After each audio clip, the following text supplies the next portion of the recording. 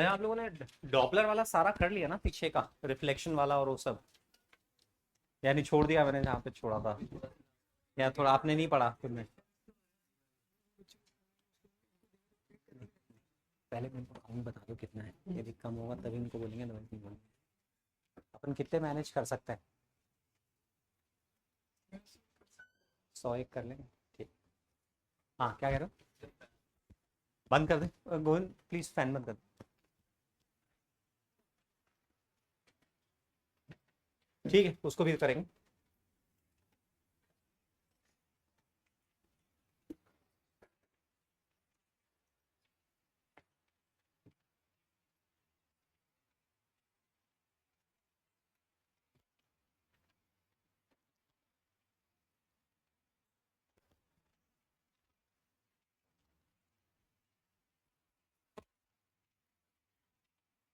तो lecture start करने के पहले दो चीज़ें बोलना चाहूँगा। मैं जितने बच्चों से इंटरेक्ट करता हूँ, एक मेजर इशू ये रहता है कि घर पे जब पढ़ते हैं तो जितनी ड्यूरेशन के लिए सोचा होता है उतना बैठते नहीं हैं, और जब बैठ के पढ़ के उठ जाते हैं तो फिर सेकंड ड्यूरेशन का ठिकाना नहीं होता बहुत सारे बच्चों का। काफ़ी बच्चों का इस तरह का फीडबैक रहता है कि गैप लंबा हो जाता है। आप किसी पर्टिकुलर टाइम स्लॉट के लिए पढ़ाई करते हो और उसके बाद में जब उठते हो तो नेक्स्ट टाइम जो गैप होता है आपका वो काफ़ी लंबा हो जाता है, रेस्ट वाला गैप काफ़ी लंबा हो जाता है, और बाद में आप थोड़ा सा फ्रस्ट्रेट भी होते हो और थोड़ा इरिटेट भी होते हो। तो यहाँ पे अपने को ये बात क्लियर कट समझनी होगी कि जब आप पहले तो जब भी आप पढ़ने बैठते हो तो आपको क्लियर कट अपने आप को इंस्ट्रक्शन देना होगा कि 90 मिनट्स के लिए पढ़ेंगे, 2 आवर्स के लिए पढ़ेंगे, 2.5 आवर्स के लिए पढ़ेंगे, 3 आवर्स के लिए पढ़ेंगे। Exact clear cut instruction. और जो आप कमिटमेंट वहां पे बोलते हो वो आपको निभाना होगा, ये आदत डालनी होगी। सेट लो बेस लाइन। यदि आप अभी 1 घंटे ही बैठ पाते हो तो ठीक है, कोई बात नहीं, 1 घंटा 15 मिनट। आप 2 घंटे बैठ पाते हो, 2 घंटे 15 मिनट। आप 3 घंटे बैठ पाते हो, 3 घंटे 15 मिनट। हमें ऐसा स्टूडेंट बनना है क्योंकि 4 घंटे लगातार एक साथ बैठ सके एक सिंगल सिटिंग में। 3 घंटे का हाई इंटेंसिटी वाला एग्जाम हमें देना है, तो रोज हमारी 4 घंटे की एक स्लॉट में बैठने की आदत होनी चाहिए। ये हमें चाहिए, जनवरी तक चाहिए। तो जनवरी तक चाहिए तो कोई बात नहीं, आज अपन 1 घंटा बैठ पाते हैं, 1.5 घंटा बैठ पाते हैं, इट इज ओके। ये हमारी आज की स्थिति है, हमें पहुंचना वहां पर है। तो थोड़ा थोड़ा टाइम जो आपकी अभी की स्थिति है उसमें 10-15 मिनट ऐड करके उसको स्टेबलाइज करो। एक हफ्ते बाद में फिर 10-15 मिनट ऐड करो, फिर उसको स्टेबलाइज करो। एट द एंड हमें 4 घंटा एक सिंगल सेटिंग में बैठने की आदत डालनी है। आप खुद बताओ, आपको 3 घंटे का एग्जाम देना है, 3 घंटे में पूरे सिलेबस में जिसमें 100+ चैप्टर्स हैं, आपको मल्टी कॉन्सेप्ट प्रॉब्लम सॉल्व करनी है, कैलकुलेशंस करनी है, इतने सारे कॉन्सेप्ट्स रिकॉल करके असिमुलेट करके आपको अप्लाई करना है। हाउ इज इट पॉसिबल यदि आपकी हैबिट ही नहीं है 3 घंटे लगातार कॉन्सेंट्रेट करने की? फिर हम स्ट्रगल करते हैं कि सेकंड पेपर में लास्ट में हमसे क्वेश्चन सॉल्व नहीं हो पाते, हम थक जाते हैं, हमारी लास्ट में एक्यूरेसी कम रहती है, एफिशिएंसी कम रहती है। रीज़न ये है कि हम 3 घंटे लगातार बैठते नहीं हैं। तो हम 3 घंटे तो हाई इंटेंसिटी पे काम चाहिए, तो आदत होनी चाहिए 4 घंटे की। तो दिन भर में एक स्लॉट अब ऐसा लेने की कोशिश करो, और आपके लिए बड़ा आसान है सुबह का। मैं आपको शुरू से बोल रहा हूं, सुबह उठते ही विद इन 45 मिनट्स आप स्टडी टेबल पे होने चाहिए। कोई इफ एंड बट नहीं है, with in 45 minutes, max limit है 45 मिनट्स। आपको करना क्या, आपको फ्रेशन अप होने में टाइम लगेगा नहीं, आपको ब्रश करने में टाइम लगेगा नहीं, एक फटाफट शावर लेना है आपको और बैठना है बस। और basic stretching, 10 minute basic stretching, 5 minute, 2 से 5 मिनट मेडिटेशन, और फिर उसके बाद बैठना है। ये अपने को अपने साथ काम में बहुत स्ट्रिक्ट होना है, उसमें इफ एंड बट नहीं कि बैठ जाएंगे 9 बजे, बैठ जाएंगे 9:30 बजे, बैठ जाएंगे, नहीं। आप जब भी सो के उठ रहे हो विद इन 45 मिनट्स आपको पढ़ने बैठना है, और वो ड्यूरेशन आपको 4 घंटे स्ट्रेच करनी है। आप आरजे आते हो, मेरी एडवाइस है यदि आरजे आते हो तो भी 2 घंटे घर पे पढ़ कर आओ। एक स्लॉट तो घर पे लेकर आओ ना, एक स्लॉट घर पे लेकर आओ। फिर यहाँ पे 3 घंटा कर लो, 2+3 कर लो, 4 पॉसिबल नहीं है तो। और या फिर यहीं जल्दी आ रहे हो तो यहाँ 4 घंटे का एक स्लॉट लो। बट अल्टीमेटली आपको 4 घंटे बैठना है। उन सब बकवास क्रैप से बचना है कि 1 घंटा ही दिमाग एफिशिएंसी पे काम करता है, उसके बाद लो हो जाता है। एग्जाम में क्या बार बार ब्रेक लेते हैं क्या अपन? हाँ, एग्जाम 3 घंटे का एग्जाम देना है, नेचुरली आपको 3 घंटे पीक पे काम करना है, तो 4 घंटे तो आपका दिमाग चलना चाहिए, तभी तो 3 घंटे बैठेगा। तो इसलिए ये आदत लानी है अपने को, फोर्स करना है बॉडी के साथ। हम चाहें जितना फोर्स कर सकते हैं बॉडी के साथ, चाहें जिस लेवल पे अपन फोर्स कर सकते हैं बॉडी को, बॉडी हमारी बात सुनेगी। बस मेंटली हम लोग रेडी होने चाहिए कि ये काम हमें करना है। तो मॉर्निंग में आपको आरजे आने से पहले पहले 4 घंटे का स्लॉट निकलना चाहिए। आपकी सुबह 5 घंटे पढ़ाई होनी चाहिए। अब मजाक नहीं चल रहा है, अब मजाक नहीं चल रहा है, अब हम एग्जाम के क्लोज आ रहे हैं। तो हमें उस तरह का स्टूडेंट बनना है जो कि 3 घंटे पीक लेवल पे अपना काम कर सके। तो उसके लिए सुबह 5 घंटे पढ़ाई हो जानी चाहिए। यदि हम 1 से 2 बजे के बीच में सपोज आरजी के लिए सेटल होते हैं यहाँ पे, और सुबह 6 बजे से लेकर 1 बजे के बीच में 7 घंटे होते हैं जिसमें मैं आपका लंच ले रहा हूँ, थोड़ा रेस्ट ले रहा हूँ और बेसिक आपके चोर्स है वो ले रहा हूँ, तो आपको 5 घंटे आराम से निकलते हैं। जिसमें मेरे को बेसलाइन लो रखते हुए धीरे धीरे मैं 4 घंटे का टारगेट दे रहा हूँ कि एक सेटिंग आपकी 4 घंटे की होनी चाहिए। तब जब सिलेबस खत्म हो जाएगा तो 2 सेटिंग हम 4-4 घंटे की कर पाएंगे हमारा, क्योंकि 9 से 12, 9:30 से 12:30 का पहला स्लॉट होगा जेई मेन का। तो हम सुबह एक 4 घंटे का स्लॉट देंगे। हो सकता है हमारा 2 से 5 स्लॉट आए, 2:30 से 2 से 5 आए, तो हम वहाँ 1:30 से 5:30 वहाँ एक स्लॉट देंगे। ऐसे 2 स्लॉट हम करेंगे। क्या हम कर पाएंगे? यस ऑफ कोर्स आप कर पाओगे। पूरे एक्साइटमेंट के साथ करोगे, पूरे एनर्जी के साथ करोगे।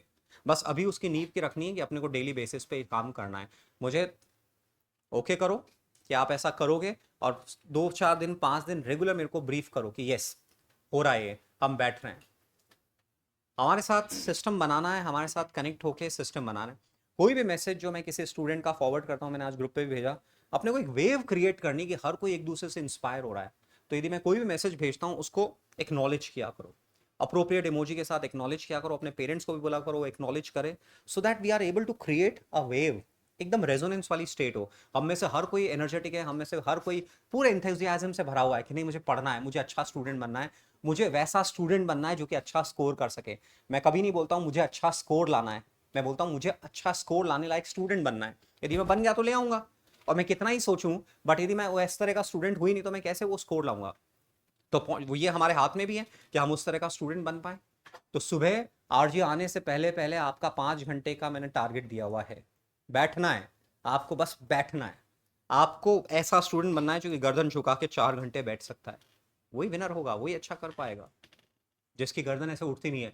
क्लासरूम में बैठे हो, कोई आ रहा है, आपको फर्क नहीं पड़ रहा, कुत्ता नहीं आएगा, बिल्ली नहीं आएगा, गाय नहीं आएगी, कुछ नहीं आएगा। एक इंसान आएगा, आप ही की क्लास का कोई स्टूडेंट आएगा, दूसरी क्लास का स्टूडेंट आएगा। आपको यदि बुलाना होगा तो आपका नाम बोला जाएगा। आपको क्यों गर्दन उठा के देखना है? आपको तो नीचे ही गर्दन रखनी है, कोई फर्क नहीं पड़ रहा। जब तक आपको कोई ऐसे आपका नाम नहीं ले, ऐसे कोई हिलाए नहीं, तब तक आपको इसी तरफ देखने की जरूरत ही नहीं है। ऐसा कॉन्सेंट्रेशन लेकर आना है ताकि हम लंबी पढ़ाई कर पाए। किया जा सकता है, बॉडी के साथ सब कुछ किया जा सकता है, और फिर माइंड के साथ भी किया जा सकता है।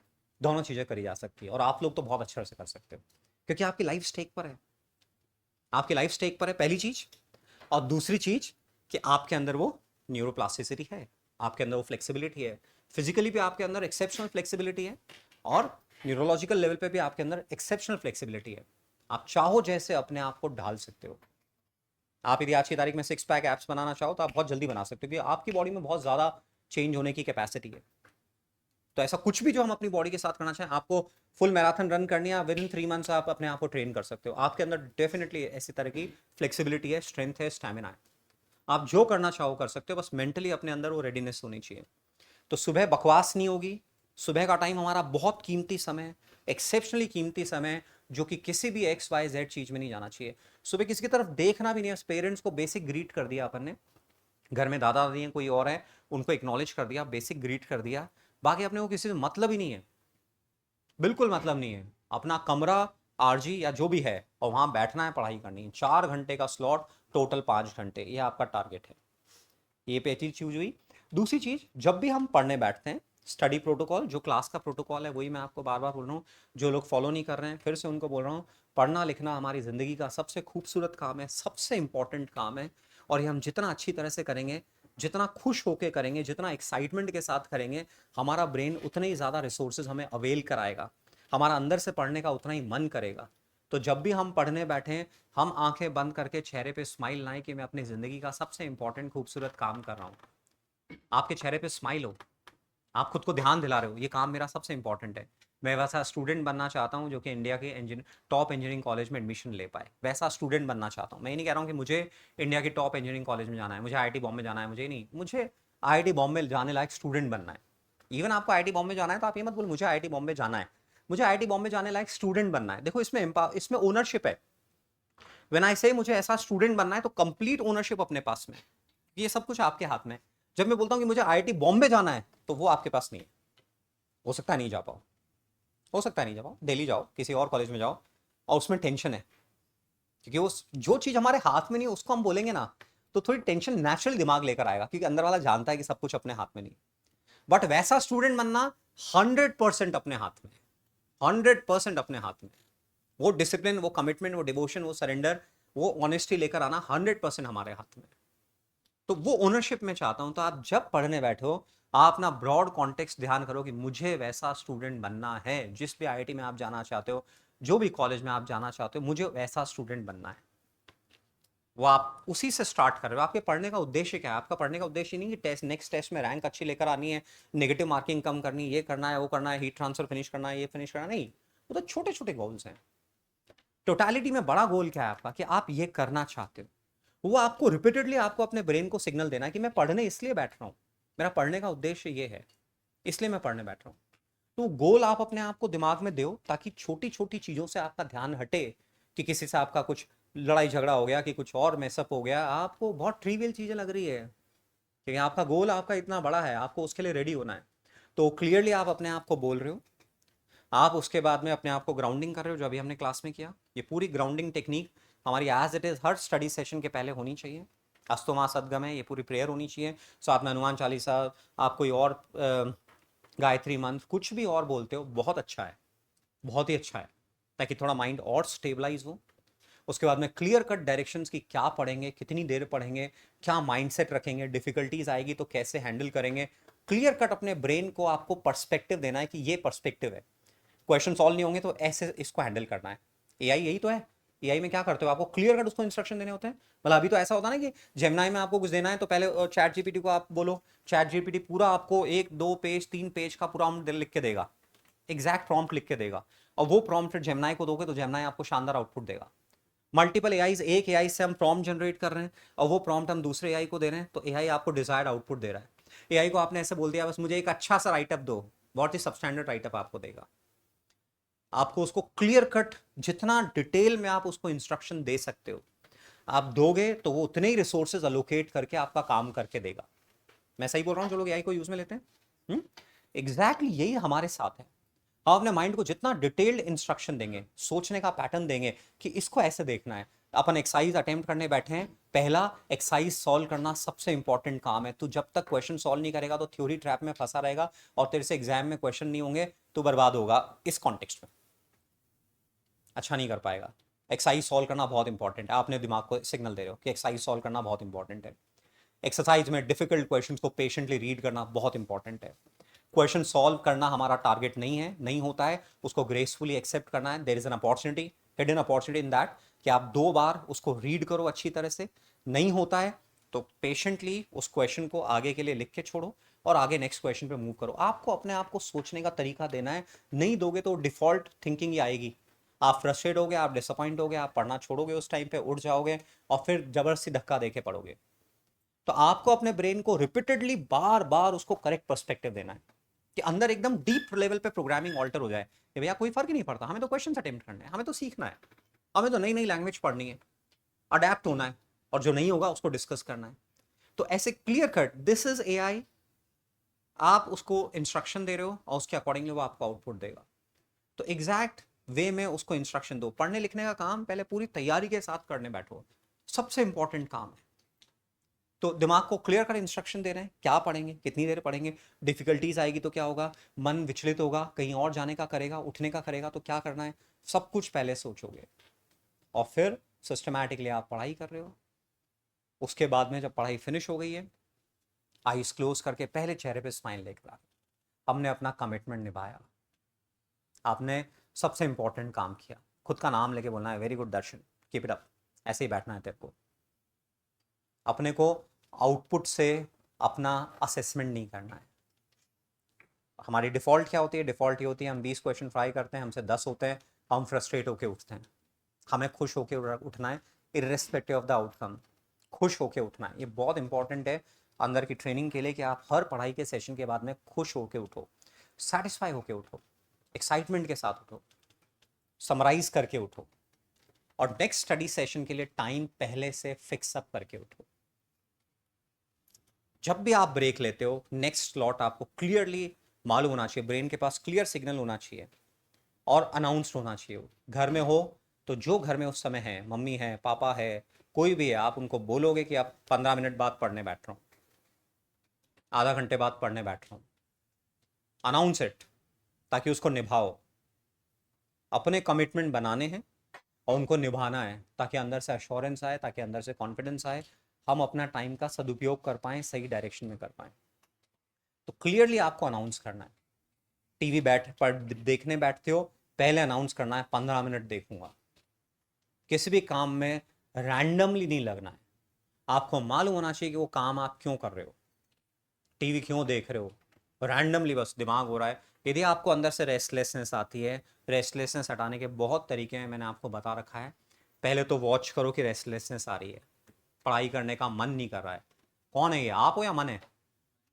मन है, पढ़ाई करने का मन नहीं कर रहा है, मैथ्स के क्वेश्चन सॉल्व करने का मन नहीं कर रहा है, फिजिक्स पढ़ने का मन नहीं कर रहा है। मन, इट्स नॉट यू, मन। ऐसे बोला करो, ये मैं नहीं हूं, मन है। ये रेस्टलेसनेस आ रही है, वॉच करो उस रेस्टलेसनेस को और उसको निकालने की कोशिश करो। वो जो मेंटल रेस्टलेसनेस है वो फिजिकल वे में निकाली जा सकती है। मैंने आप सबको बोल रखा है, एक पुलअप बार मंगवा लो, 1500 रुपए की पुलअप बार आती है, दरवाजे की चौखट के बीच में लगा लो। पढ़ने का मन नहीं कर रहा, लटक जाओ उस पर 1 मिनट, काउंट करो 1 2 3 4 5, उस पेन को फील करो। और सारी जो रेस्टलेसनेस है वो उस पेन में ख़त्म हो जाएगी। आप वापस से हल्के हो जाओगे, पढ़ने बैठो। 5 पुशअप लगा लो, 10 पुशअप लगा लो, 30 सेकंड के लिए प्लैंक कर लो, खाना नहीं खा रखा हो बस, प्लैंक कर लो, 30 सेकंड के लिए प्लैंक कर लो, बैठ जाओ ऐसे, काउंट करो। सब बैठ सकते हैं ना, इसमें क्या दिक्कत है? 30 सेकंड तक बैठ जाओ, देखो अपने आप वो सब रेस्टलेसनेस निकलेगी। जब दर्द होगा तो ध्यान भटकेगा आपके माइंड का। तो अपने को कुछ भी करना है, दीवार के सहारे बैठ जाओ ऐसे, बैठ जाओ ऐसे, उल्टे होके पैर ऐसे करके बैठ जाओ। खाना नहीं खाया हो बस, कोई भी फिजिकल काम कर रहे हो तो खाना नहीं खाया होना चाहिए इमीडिएटली। ऐसे बैठा, बहुत तरीके हैं। ग्रिपर मंगवा लो। ग्रिपर है क्या आप लोगों के पास में? ग्रिपर जानते हो कितना? 250-300 रुपये का आता होगा मेरे हिसाब से। कितना? 150 से 250 रुपये का आता है। इट्स एन इन्वेस्टमेंट, हमेशा काम आएगा, कॉलेज में सब जगह काम आएगा। ग्रिपर होता है ऐसे यूं करने का, उसमें स्प्रिंग्स होती हैं, अलग अलग डिफिकल्टी लेवल्स होते हैं। आप जैसे क्वेश्चन सॉल्व नहीं हो रहा, ग्रिपर पास में पड़ा हुआ है, ये जो रेस्टलेसनेस है वो निकालनी है। करो, 15 बार करो, 20 बार करो, और अपने आप दिमाग डाइवर्ट होगा, फिर से आप सोच सकते हो। अपने को रेस्टलेसनेस को हैंडल करना सीखना है, ताकि हम ज़्यादा देर तक पढ़ाई कर सकें। तो हमारा प्राइमरी काम है। तो ये समय ज़िंदगी का बहुत खूबसूरत पीरियड चल रहा है, जिसमें खजाना बिखरा पड़ा है। हम जिन रास्तों पे चल रहे हैं उसमें खजाना बिखरा पड़ा है, हम कितना समेट सकते हैं वो इस पर डिपेंड करता है। हम कितना डिसिप्लिन्ड है, हमारा विजन कितना टनल है, टनल विजन है, हम इधर उधर नहीं झांक रहे हैं, हमारे गोल की तरफ हमारा विजन है, नहीं डिस्ट्रैक्ट हो रहे हैं, नहीं डाइवर्ट हो रहे हैं, खुद को बार बार ध्यान दिला रहे हैं, और अच्छी पढ़ाई कर पा रहे हैं, और खुश हो रहे हैं, हर दिन पढ़ाई करके खुश हो रहे हैं। खुद के एब्सोल्यूट कॉन्टेक्स्ट में देख रहे हैं कि यार अपन इवॉल्व हो रहे हैं, अपना डिसिप्लिन बढ़ रहा है, अपना कमिटमेंट बढ़ रहा है, हर लेवल पे अपन पहले से बेटर हो रहे हैं, अपनी एम्बिशंस और स्ट्रांग हो रही है, अपन अपने आप को और सिंसियरली ले रहे हैं, अच्छी तरह से ले रहे हैं। और जहाँ कुछ चैलेंज आए, always there, we teachers are always there, we are just a click away, just share with us कि ये चैलेंज आ रहा है। अपन रोज के प्रोसेस में इतना डूब जाए कि हमारा मार्क्स से, हमारा एफिशिएंसी से, इन सब से ध्यान हट जाए। बस हमें रोज के काम करने में मजा आ रहा है, हमें रोज का जो हमारा रूटीन है उसको जीने में मजा आ रहा है। सुबह उठने में एक एक्साइटमेंट है कि पूरा दिन आपके डिस्पोजल पे है, जिसमें आपको इतनी सारी चीज़ें करनी है। आप इतने एक्साइटेड हो कि आज कितना कुछ पढ़ोगे, कितने सारे क्वेश्चन सॉल्व करोगे, डिफ़िकल्टी लेवल में अपने आप को अक्लेमेटाइज कराओगे, एक्सपोज करोगे, कुछ नया सीखोगे। तो देखो आप कितना जल्दी सुबह जैसे ही आपकी आँख खुलेगी आप उठ जाओगे। आप जितना अपने ब्रेन को रोज करेक्ट पर्सपेक्टिव दोगे, सुबह उठने का उतना ही एक्साइटमेंट रहेगा, और उतने अच्छी तरह से सुबह उठ पाओगे, जल्दी उठ पाओगे, जल्दी से जल्दी पढ़ने बैठोगे। तो हर स्टडी सेशन के पहले पढ़ाई क्यों कर रहे हैं वो ब्रॉडली अपने आप को आइडिया हो, और फिर प्रोटोकॉल को अपन अच्छे तरह से फॉलो कर रहे हैं। उठ रहे हैं, नेक्स्ट सेशन का पहले पहले अनाउंस करके उठ रहे हैं, उसको निभा रहे हैं। आपको लंबा ब्रेक चाहिए, आप लंबा, जितना आपको चाहिए आप ले लो। आप 1 घंटा नहीं पढ़ना चाहते हो, 1 घंटा मत पढ़ो, कोई दिक्कत नहीं है, बट जो सोचा है उसको निभाओ। मेरे को उस तरह से घिन आती है कि घर में आपकी एज वाले बच्चे को कोई बोले कि तू पढ़ क्यों नहीं रहा, तू कमरे से बाहर कैसे आ गया, तू टीवी के सामने कैसे बैठा है, तेरे को खाना खाते हुए इतनी देर हो गई, तो अभी तक उठा नहीं, तेरे को पढ़ना है। ये सब मजाक है क्या साले? हम इस लेवल पे हमारी पर्सनालिटी हम बना रहे हैं कि हमें कोई दूसरा पर्सन टोके कि हमें क्या करना है। This is shear disgrace, shear disgrace, कि हमें कोई और टोके कि हमें क्या करना है। बट उनका टोकना जायज़ है यदि आप अपने आप को सेंसिबली कंडक्ट नहीं करते हो तो घर में वैसे सिचुएशन जनरेट करो अपने डिसिप्लिन के थ्रू, अपने कमिटमेंट के थ्रू, कि किसी को आपको बोलना नहीं पड़े। आज आप सुबह 10 बजे तक भी सो रहे हो ना, तो आपके पेरेंट्स अश्योर्ड है कि पढ़ा होगा, या जिसको नहीं पढ़ना होगा लेट पढ़ उठेगा, अपने हिसाब से कर लेगा। कितने लोग ऐसा सेल्फ रिस्पेक्ट घर में कमांड करते हैं? हाथ खड़ा करो, पूरा खड़ा करो, कि आपको परेशान नहीं करते हैं घर वाले कि तू पढ़ रहा है नहीं। एक तो है कि गिव अप ही कर दिया आपके लिए, तो वो लोग नीचे कर लेना हाथ, कि गिव अप ही कर दिया, कोई फ़ायदा नहीं कहने का इसको। पूरा नहीं? अच्छा। तो ये सेल्फ रिस्पेक्ट हमें कमांड करना है। देखो है हमारे क्लास में कुछ लोग हैं, और बाकी लोगों को भी ये करना है, इतना अपना डिसिप्लिन लेकर आना है कि कोई आपको दूसरा नहीं बोले कि तेरे को ये काम करना है, क्योंकि हम खुद अपने स्टरर बन रहे हैं, हम खुद अपनी ज़िंदगी को शेयर कर रहे हैं अपने हिसाब से, और वही होना चाहिए जो कि किया जा सकता है। तो ये चीज़ें मुझे आपके साथ डिस्कस करनी थी। अपन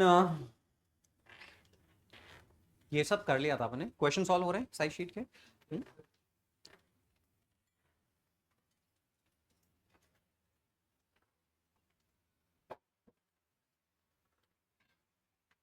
अब ये 3 स्टैंडर्ड प्रॉब्लम है, प्रोबेबली आपने देखी भी होंगी कहीं। एक क्यूब है जिसमें 12 रेजिस्टर्स हैं आइडेंटिकल, और अपने को इक्विवेलेंट निकालना है। तो 3 तरह के एंड पॉइंट्स हो सकते हैं, एक एच के अक्रॉस, एक फेस डायगनल के अक्रॉस, और एक बॉडी डायगनल के अक्रॉस। तो मोस्ट सिंपलेस्ट जो है वो बॉडी डायगनल हमेशा, ये बॉडी डायगनल के अक्रॉस ले रहे हैं अपन। तो मान लीजिए अपन ने इसे 1 और 7 लिया, 1 और 7 लिया, इनके अक्रॉस अपने को इक्विवेलेंट निकालना है, कितना होगा। एक सेकेंड और पॉज ले लो, फिर आगे लो। क्लास का क्या प्रोटोकॉल बताया था? क्लास में कुछ अपन ने आपस में प्रोटोकॉल्स डिसाइड किए थे ना स्टडी करते हुए? हाँ, तो कर रहे हो क्या, या भूल गए हो? हाँ, देखो ऐसा होगा क्लासेस में, ऐसा होगा, हम जानबूझ के नहीं करते हैं। आप में से कोई बच्चा ऐसा नहीं है जो जानबूझ के क्लास में कोई भी न्यूसेंस करता हो, जिसके इंटेंशन ऐसे हो कि मेरे को नहीं पढ़ना और आसपास पढ़ने भी नहीं देना है। ऐसा कोई आइडेंटिफाई करते हो क्या आप अपने बीच में, कि ऐसा कोई स्टूडेंट है आपके बीच में? जहाँ तक मैं जानता हूँ, शौर्य तो तुम कह रहे हो किसी के लिए, इसके लिए नहीं? अच्छा। तो अ, तुम किसी के लिए कह रहे हो? लक्ष्य? नहीं? यश? नहीं? मैं भी जानता हूँ ऐसा कोई स्टूडेंट नहीं है जो कि उस माइंडसेट का हो कि जिसको खुद को नहीं पढ़ना है और ना किसी और को पढ़ने देना है। बट सिर्फ हम क्लासेस में थोड़ा टाइम पास करते हैं, हम सेल्फ स्टडी करते वक्त भी थोड़ा टाइम पास करते हैं, जबकि हमें वो 4 घंटे एकदम आइसोलेशन के चाहिए। और समझो वो आइसोलेशन चाहिए सबके बीच में बैठ के, क्योंकि एग्जाम भी आप ऐसे ही सबके बीच में बैठ के दोगे। आपका कोई घर पे अकेले का एग्जाम नहीं हो रहा होगा ना, आपके बाजू में नेक्स्ट कंप्यूटर पे दूसरा जना एग्जाम दे रहा होगा, तीसरा जना एग्जाम दे रहा होगा। तो जो लोग थोड़ा प्राइवेट स्पेसेस के लिए ज़्यादा, मतलब जिनका वो रहता है कि भाई हमें प्राइवेटली पढ़ना है, हमें प्राइवेट स्पेस में पढ़ना है, हमारे आसपास होते हैं तो हमें मन नहीं लगता, बट एग्जाम आपको ऐसे ही देना होगा। ऐसे छोटे छोटे ब्लॉक्स हैं जिनमें कंप्यूटर रखे हुए होंगे, और आपके पास में दूसरा बैठा है, तीसरा बैठा है, ऐसा नहीं एक स्टूडेंट यहाँ और एक स्टूडेंट वहाँ, स्टूडेंट ही स्टूडेंट होंगे। तो आपको सबके बीच में बैठ के कॉन्सेंट्रेट करना है, तो वो आदत तो डालनी है अपने को, है ना। अब जैसे क्लास में मान लो, रनिंग क्लास में कोई बीच में कुछ बोल रहा है, कोई जोक क्रैक कर रहा है, हम नीचे एलटीज में बैठे हैं, लाइब्रेरी में बैठे हैं, हम पढ़ रहे हैं, कोई आपस में शेयर कर रहा है, जानबूझ के नहीं होता, बस किसी के अंदर से एकदम इंस्टिंक्ट आ गई और उसने बोलना चालू कर दिया। तो ये आप देखोगे कि सबके साथ ऐसा एक साथ नहीं होगा। मान लो ये 6 बच्चे एक साथ पढ़ रहे हैं एक टेबल के अराउंड, तो ऐसा नहीं होगा कि 6 के 6 में एक साथ इंपल्स आएगा। हो सकता है किसी मोमेंट पे केवल हर्षित के साथ ऐसा होगी, हर्षित का बोलने का मन कर रहा है, उसने बोलना स्टार्ट किया, तो उस समय बाकी 5 लोगों का सेंस प्रिवेल कर रहा होगा। तो आपको ओनरशिप लेनी है अपने ग्रुप की बात, ऐसे। तो ऐसे ही क्लास में होगा, आप 3-4 लोग बैठे हुए हो, बीच में मान लो केवल वर्चस्व बोल रहा है, तो वर्चस्व के पास में जो दोनों जने बैठे हैं उनको उसकी तरफ बोलना होगा अभी, ऐसे बड़ा ग्रेसफुली, रेस्पेक्टफुली, क्योंकि वो भी जानबूझ के नहीं कर रहा है, इंटेंशनली नहीं कर रहा है, अपने आप ऐसा हो रहा है, तो अपने को उसकी हेल्प करनी है, क्योंकि हमारे लिए भी जरूरी है, उसके लिए भी जरूरी है, और ऐसे किसी टाइम पे वो हमारी हेल्प करेगा। तो म्यूचुअल आपस में अपन एक दूसरे का सपोर्ट सिस्टम बने। आपको बहुत लंबा लंबा यहाँ पे पढ़ना है, जब सिलेबस खत्म हो जाएगा तो 10-10 12-12 घंटे यहाँ पे पढ़ना होगा, हम पढ़ाएंगे आपको, और आप बैठोगे पढ़ोगे। जो बच्चा गर्दन झुका के ऐसे बैठ सकता है दिन भर वही अच्छा करेगा ना, क्योंकि टाइम पास थोड़ी है पढ़ाई। 100 चैप्टर्स को एक साथ कैरी करना, इट्स अ बिग टास्क। वो कर पाएगा जो कि इस तरह से गर्दन झुका के बैठ सकता है 10-12 घंटे डेली, तो बैठाएंगे आपको, स्लॉट्स फिक्स करेंगे, पढ़ना होगा आपको, और आप पढ़ोगे, हैप्पीली पढ़ोगे। तो ऐसे में हमें आपस में एक दूसरे के सपोर्ट सिस्टम की तरह एक्ट करने की रिक्वायरमेंट होगी। तो अभी से अपन उस चीज़ को कर रहे हैं, मैं आपको रिमाइंड कर रहा हूँ क्लासेस में, बाहर, ऐसे करके, ताकि आप लंबी ड्यूरेशन तक पढ़ पाएँ। फाइन, तो ये हमारे पास 12 हैं। तो ऐसे में हम क्या करते हैं, आप में से कोई कुछ बोलना चाहे कि सर ऐसे करो इसको, ये सिमेट्री वाले कॉन्टेक्स्ट में ही चल रहा है, तो पर अपन सिमेट्री वाले कॉन्टेक्स्ट में, अपन सिमेट्री वाले कॉन्टेक्स्ट में इसमें सिमेट्री देखने की कोशिश करेंगे कि किन का पोटेंशियल सेम है, किन, अंकित का है, एक और अंकित उधर से शिफ्ट हुआ था ना, अच्छा वो इधर से उधर शिफ्ट हुआ, ठीक है। अपन सेम पोटेंशियल वाले पॉइंट आइडेंटिफाई करने की कोशिश करेंगे, किन किन का पोटेंशियल सेम है। तो 1 से यदि अपन 7 पे ट्रैवल कर रहे हैं फिजिकली, तो आप देखो किन किन का पोटेंशियल सेम है, किन किन का पोटेंशियल सेम है। 1 से 7, ये ज्योमेट्रिकली सिमेट्रिक फिगर है, चारों तरफ से वैल्यूज भी बराबर है, तो 1 और 7 इनपुट आउटपुट है, तो इसमें इनपुट आउटपुट सिमेट्री भी है, सिमेट्री अक्रॉस इनपुट आउटपुट भी है। तो इसमें किन किन पॉइंट्स का वोल्टेज सेम है बच्चों से? 542, 1 से तीनों एडजेसेंट पॉइंट्स का वोल्टेज सेम होगा, क्योंकि किसी भी पाथ के थ्रू जाओ एक ही बात होगी। तो 2 4 5 इनका वोल्टेज सेम होगा, और से 7 के रिस्पेक्ट में 386 इसका, इनका वोल्टेज सेम होगा 386। तो फिर रीड्रॉ कर लेंगे अपन, तो रीड्रॉ कर लेंगे, तो 1 इधर रखें, 7 इधर रखते हैं,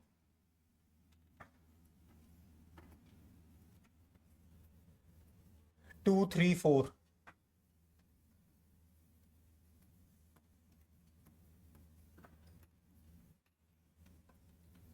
एक्चुअल 2 3 4 अपने 2 4 5, 2 4 5 जो है वो 3 6 8 से भी कनेक्टेड है,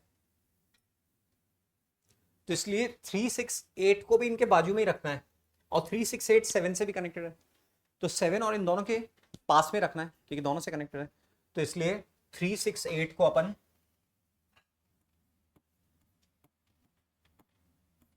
इधर,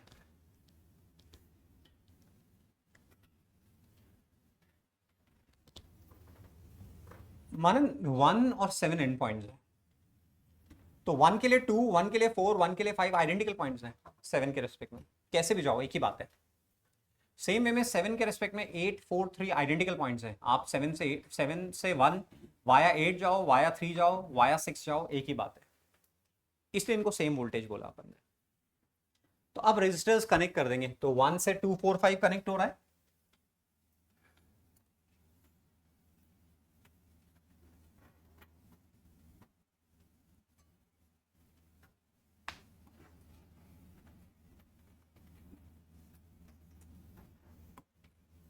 तो ये 1 से 2 4 5 कनेक्ट कर दिया,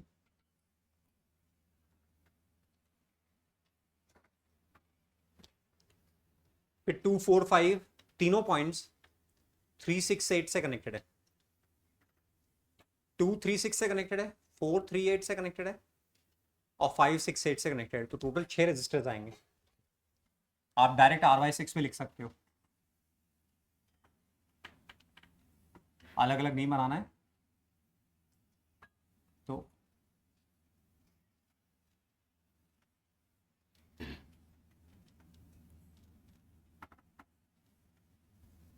R/6 लिख सकते हो, और 3 6 8 7 से कनेक्टेड है।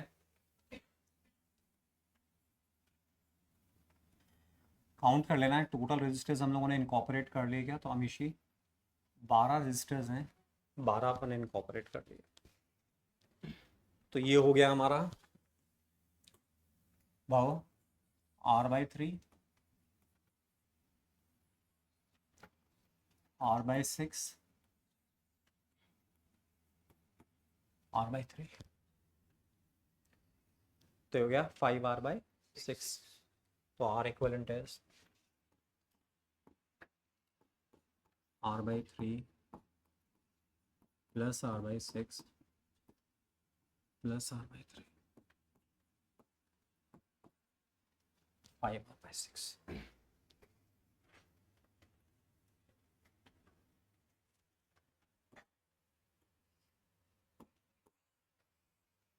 और इसमें करंट्स का डिस्ट्रीब्यूशन करके भी कर सकते हैं।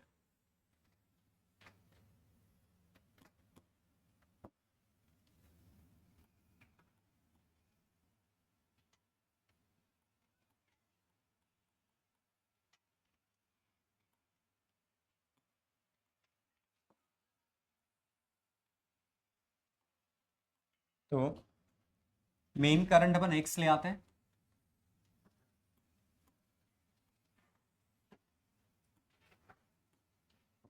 मेन करंट अपन एक्स ले आते हैं बैटरी कनेक्ट करके,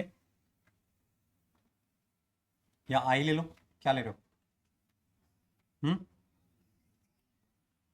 एक्स ले लो।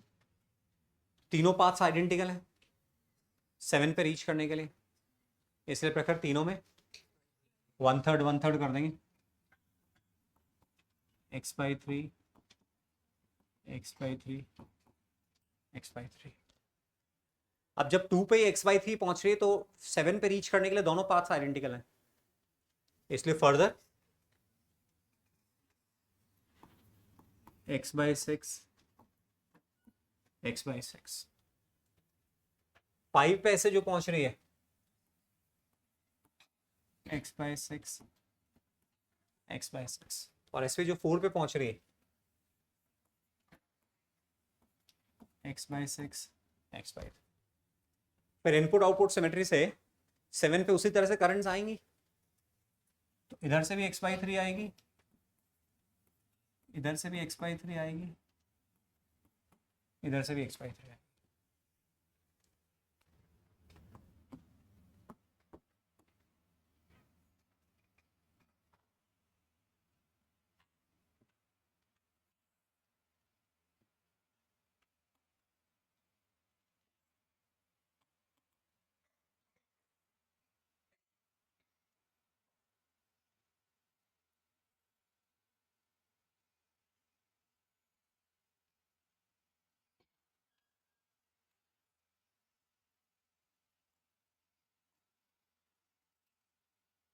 तो V वोल्टेज की बैटरी X करंट दे रही है, तो R इक्विवेलेंट कितना हो गया, V/X। तो V और X में एक रिलेशन लेकर आना है, तो एक लूप ले लो कोई सी भी, तो 1 2 3 7 से चलते हैं, 1 2 3 7 और बैटरी ऐसे चलते हैं अपन। तो V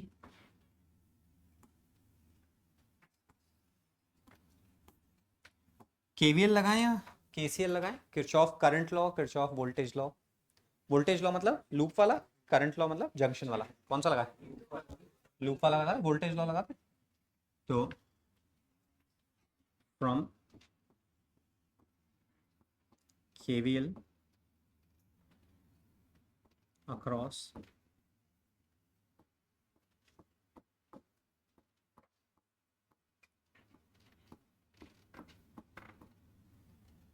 one two three seven one, तो -IR लक्ष्य, -IR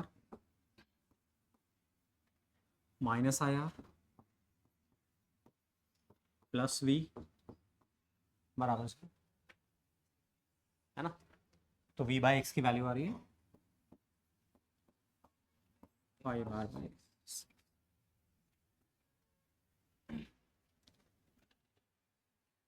डाउट रेज करना।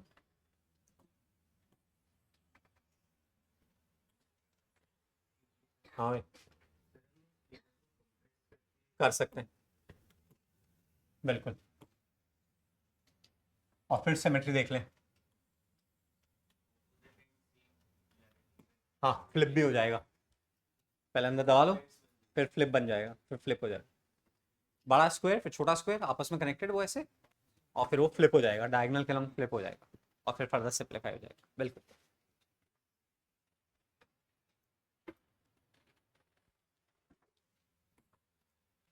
चलो मैं आगे, ठीक है। हाँ, पहला वाला आपस में देखो, 1 और 7 बॉडी डायगोनल पॉइंट्स हैं, तो ऐसे में 1 के रिस्पेक्ट में 2 4 5 सेम वोल्टेज पर है अंकित, और 7 के रिस्पेक्ट में मानशु 6 3 और 8 सेम वोल्टेज पर है।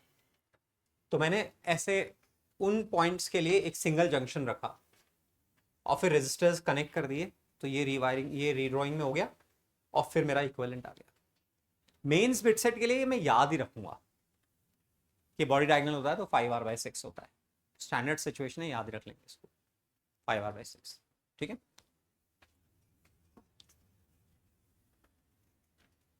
नेक्स्ट देखो,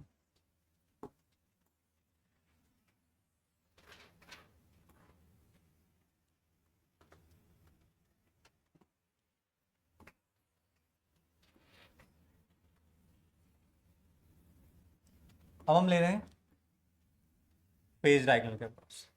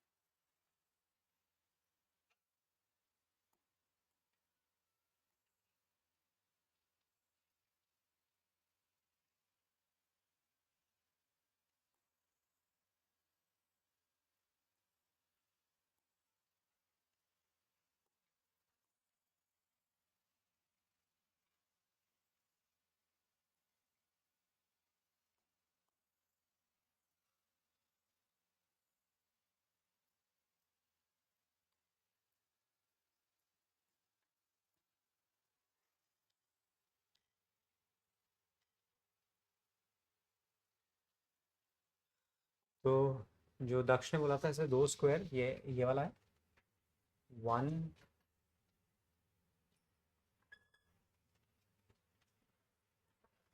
ये वाला पॉइंट हो गया,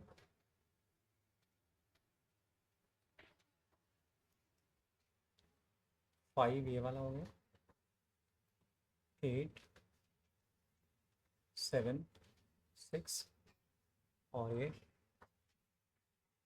4 3 2। सही आ रहा है ना? तो 1 7, तो ये सिमेट्री अक्रॉस इनपुट आउटपुट ऐसे, तो ये फिर ऐसे फ्लिप होगा, तो ये इस लाइन के अलोंग, इस लाइन के अलोंग फ्लिप होगा।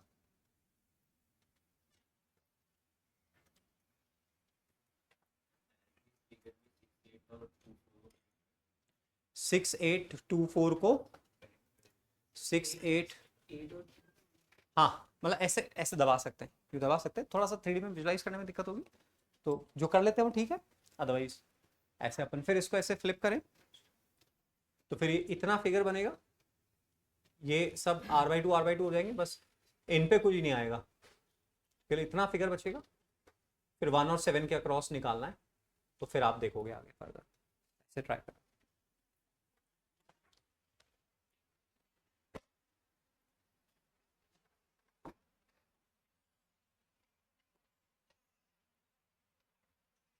तो यहाँ 1 और 3 के रिस्पेक्ट में आपको आइडेंटिफाई करना है कि कौन से पॉइंट सेम वोल्टेज पर है।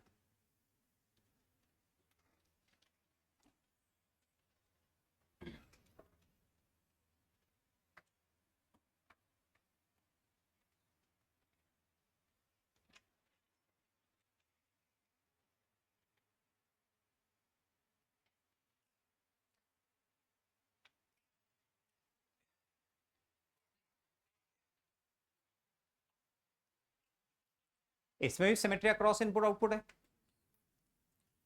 तो ऐसे में इनपुट आउटपुट को जो ज्वाइन करने में लाइन है उसके अबाउट मिरर इमेज पॉइंट्स का वोल्टेज सेम होगा।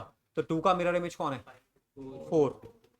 1 3 में 1 3 के रिस्पेक्ट में 1 3 पे मिरर है, तो 2 का मिरर इमेज 4 है और 6 का मिरर इमेज 8 है, तो बस वो सेम वोल्टेज पर है। तो फ्रॉम ऑब्जर्वेशन, फ्रॉम सिमेट्री,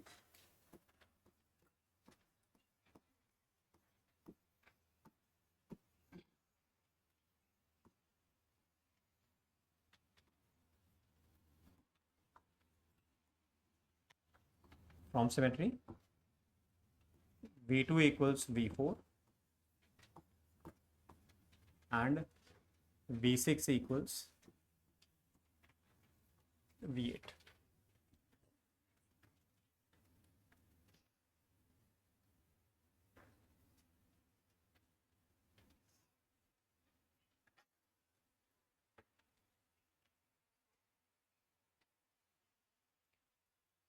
तो फिर 1 और 3 के लिए निकालना है।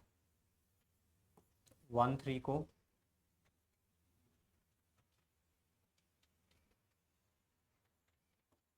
दूर दूर रखना है, फिर 1 से 2 4 कनेक्टेड है, 3 से भी 2 4 कनेक्टेड है, तो दोनों के बीच में रखना है।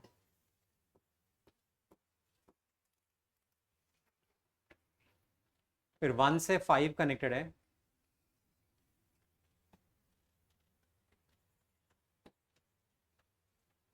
2 से 3 से 7 कनेक्टेड है,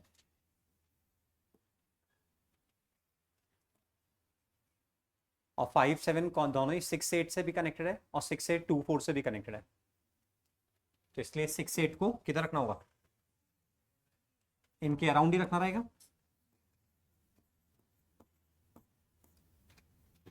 ये 6 से 2 से भी 5 से भी कनेक्टेड है, 7 से भी कनेक्टेड है, 2 4 से भी कनेक्टेड है ना। अब अपन रेजिस्टर्स कनेक्ट कर लें। तो 1 से 4, 1 से 2,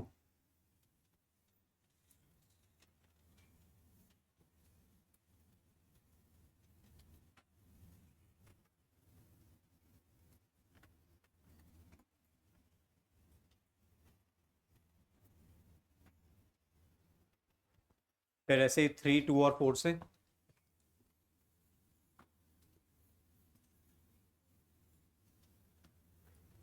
फिर 2 और 4 दोनों 6 8 से कनेक्टेड है, 2 6 से कनेक्टेड है, 4 8 से कनेक्टेड है, तो इधर भी 2 आ जाएंगे।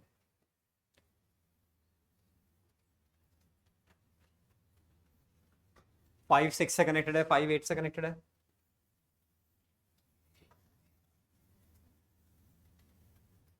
7 6 से कनेक्टेड है, 7 8 से कनेक्टेड है,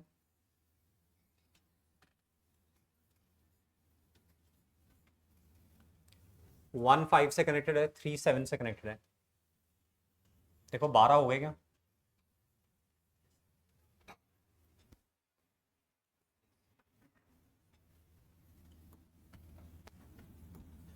तो ये भाव हो रहा है R/2 प्लस R, 3R/2। ऐसे ये वाला भी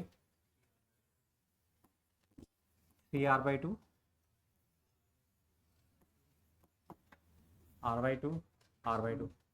और वो क्या दिख रहा है? बेस्ड ऑन ब्रिज दिख रहा है। 2 4 और 6 8 का वोल्टेज, मतलब 2 4 6 8 भी आपस में सेम वोल्टेज पर है, तो ये दोनों आपस में कैंसिल हो रहे हैं, ये हट जाएंगे। क्योंकि बैलेंस व्हीटस्टोन भेजा इसलिए। तो कितना हुआ, 3r/2 प्लस 3r/2, 3r, और नीचे r/2 plus r/2, r 3r, r 4r/3। तो r इक्वलेंट आ रहा है 3r/,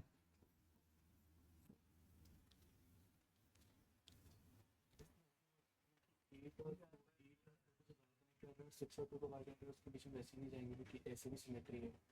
तो 5 8 और 8 7 में सेम करंट है। क्योंकि एक्चुअली 1 3 के अक्रॉस सिमेट्री है।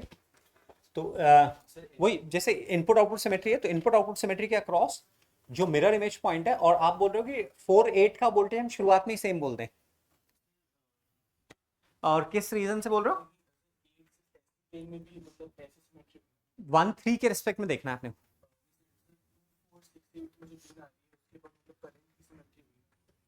2 4 6 8 के about current, actually 1 3 input output point नीचे हैं। 5 8 में इतना करंट जा रहा है जितना 8 7 से आएगा। 5 8 में जितना करंट जा रहा है उतना ही 8 7 में जाएगा।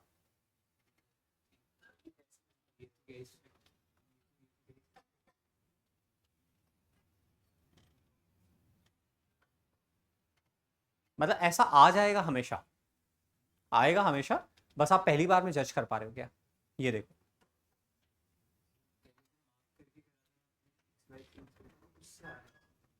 x/3 से अपन यहाँ पे करेंगे, ट्राई कर लेते हैं।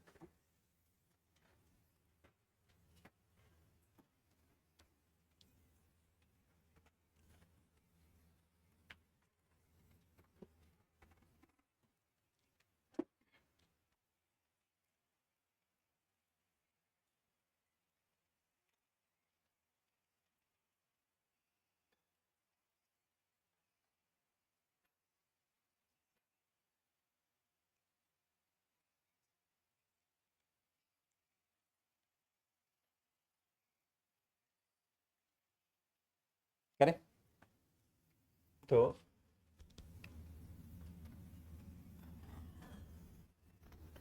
कितनी करंट लोगे? यहां से x आ रही है, यहां से x आ रही है,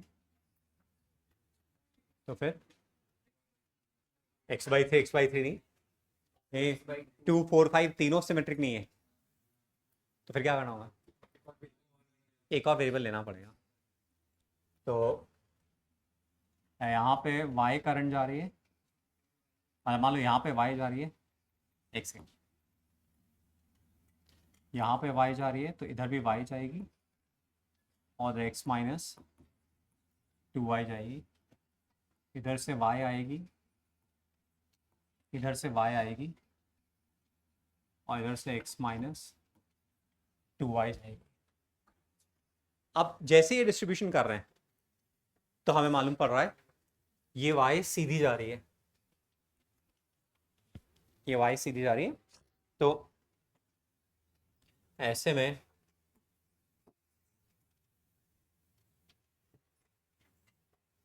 इसमें करंट नहीं जा रही, ये नीचे वाली y सीधी जा रही है, और ऐसे ये वाली y सीधी जा रही है, इसमें ही करंट नहीं जा रही है।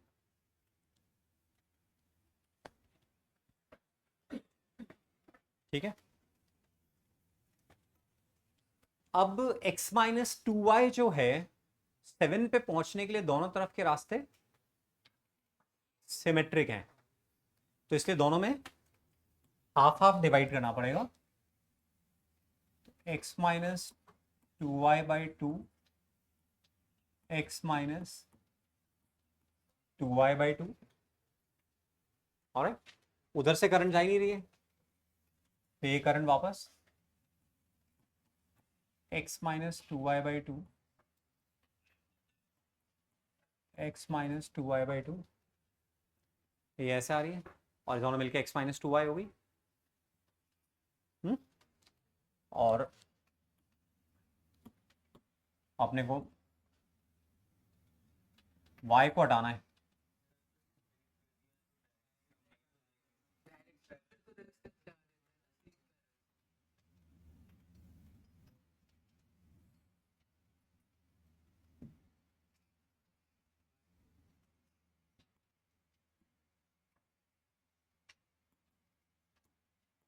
क्या बोल रहे हो? ये दोनों हट गए तो फिर, तो ये ऊपर के दोनों ये सीरीज में हो गए, ये सीरीज में हो गए, और फिर उसके बाद में ये दोनों सीरीज, ये दोनों सीरीज, और फिर पैरेलल। तो 2R, 2R और फिर ये R इसके साथ में सीरीज में, और वो वाला R भी सीरीज में, तो वो हो गया 3R। और नीचे ये 2R, 2R, R हो गया, और 3 और R पैरेलल में हो गए, तो 3R/4 ऐसे। तो यहां से हमें मालूम पड़ा कि 4 8 का वोल्टेज सेम है और 2 6 का वोल्टेज सेम है, और 2 4 का वोल्टेज हम वैसे ही सेम बोल रहे हैं, 6 8 का वैसे ही सेम बोल रहे हैं सिमेट्री से। तो एक्चुअली 2 4 6 8 चारों का वोल्टेज सेम है। Is it? ठीक है, कुछ कहना है किसी को? 6 से 8 का वोल्टेज तो हम सिमेट्री के बेसिस पे, इनपुट आउटपुट सिमेट्री के बेसिस बोल पा रहे हैं, सिमेट्री अक्रॉस इनपुट आउटपुट के बेसिस पे बोल पा रहे हैं। यहाँ पे एक मिरर रख दें तो ये दोनों मिरर, ये दोनों मिरर, इसलिए बोल पा रहे हैं। फाइन। और उसको याद रखेंगे, फेज डायगोनल में कितना होता है, 3R/4 होता है for mains and BITSAT, boards के लिए नहीं है ये।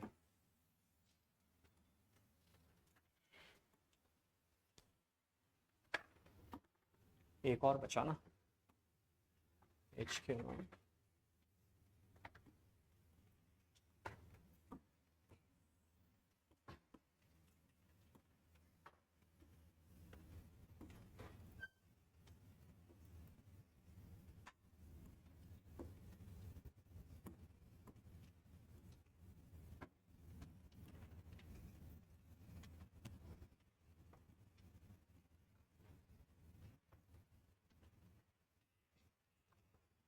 ये आप ट्राई करो।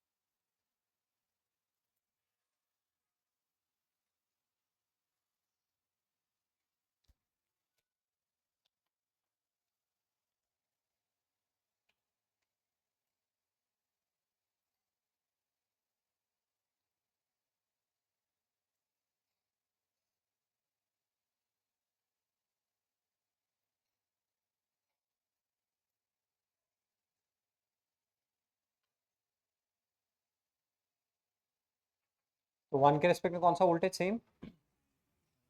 5 और 4। आप 2 पे वाया 4 जाओ या वाया 5 जाओ, एक ही बात है।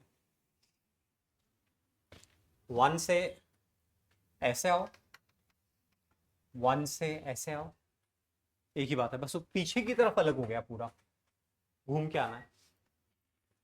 ये नीचे वाला प्लेन और ये वाला प्लेन, 1 से वाया 4 2 पर आ रहे हो, 1 से 5 से 2 पर आ रहे हो। तो 1 के रेस्पेक्ट में विशेष आर देख 4 और 5 सेम, ऐसे 2 के रेस्पेक्ट में 6 और 3 सेम, 7 8 अलग रख लो, रीड्रॉ करते हैं अपन। तो फ्रॉम सिमेट्री, और जिन लोगों को जैसे सिमेट्री का आइडिया नहीं लगता हो तो थोड़ा होल्ड करना है, थोड़ा होल्ड करना है, कॉपी करो आराम से, धीरे धीरे फीलिंग बनेगी, रेस्टलेस नहीं होना है, धीरे धीरे आइडिया लगेगा। तो 1 के रेस्पेक्ट में 4 और 5 फ्रॉम सिमेट्री,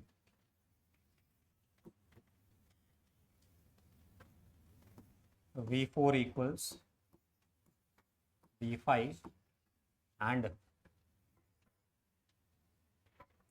V3 equals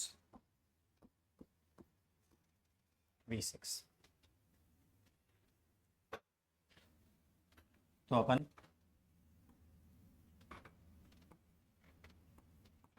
1 ये पॉइंट है, 2 ये पॉइंट है, 1 के अराउंड 4 5, 2 के अराउंड 3 6, 4 5 कनेक्ट हो रहे हैं 8 से, 3 6 कनेक्ट हो रहे हैं 7 से। ऐसे नेमिंग कर दी, बना लो रजिस्टर।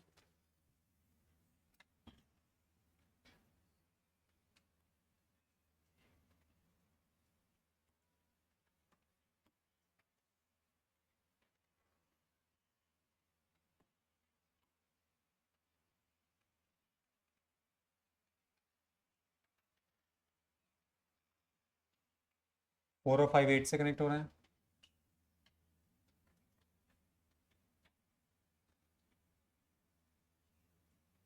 एट 7 से कनेक्ट हो रहा है, 7 3 और 6 से कनेक्ट हो रहा है,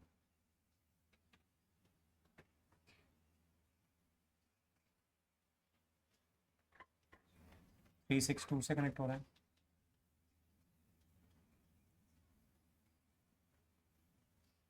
हो गया हमारा। और 4 5 3 6, 4 5 4 3 से कनेक्ट हो रहा है और 5 6 से कनेक्ट हो रहा है। अब हो गए।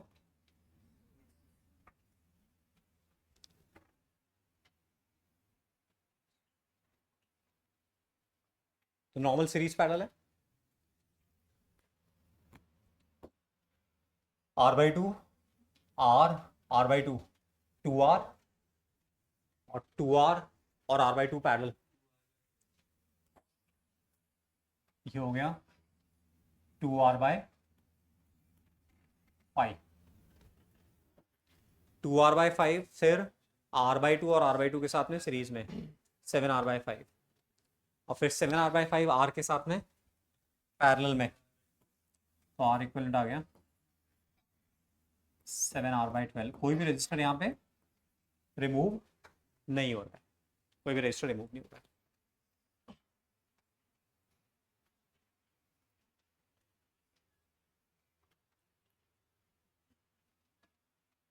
तो 5R/6 3R/4 and 7R/12। Shreyas कुछ कहना है?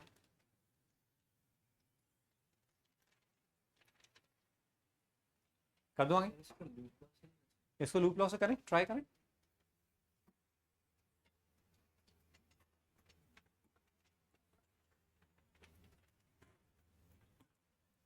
यहां से x करंट आ रही है, बोलो दर्शन कैसे डिवाइड करूं?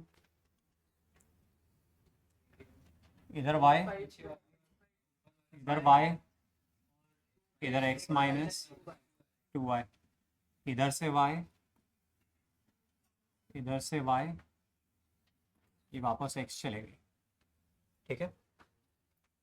अब ये जो y आ रही है, ये वाला पाथ और ये वाला पाथ डिफरेंट है, 6 और 8 वाला पाथ सेम नहीं है, तो बराबर बराबर डिवाइड नहीं होगी, तो y को ब्रेक करना पड़ेगा। कोई और सिमेट्री काम आ रही है क्या, देखो।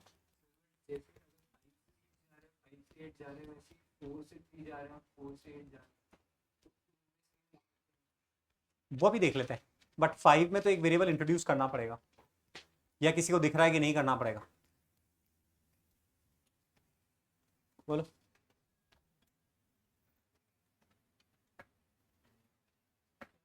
हम्म यहाँ पे y को जब फर्दर डिवाइड कर रहे हैं, या इधर इस y को 2 में डिवाइड कर रहे हैं, तो हमें एक वेरिएबल और चाहिए या नहीं चाहिए, क्योंकि फर्दर ऊपर सिमेट्री नहीं है। इधर डायरेक्ट 2 पे पहुंच रहे हैं वाया 6, और जब पीछे घूम के फिर 2 पे पहुंचेंगे, तो आगे का पाथ सिमेट्रिक नहीं है, इसलिए वेरिएबल लेना पड़ेगा। तो इधर z लिया, इधर y माइनस z लिया।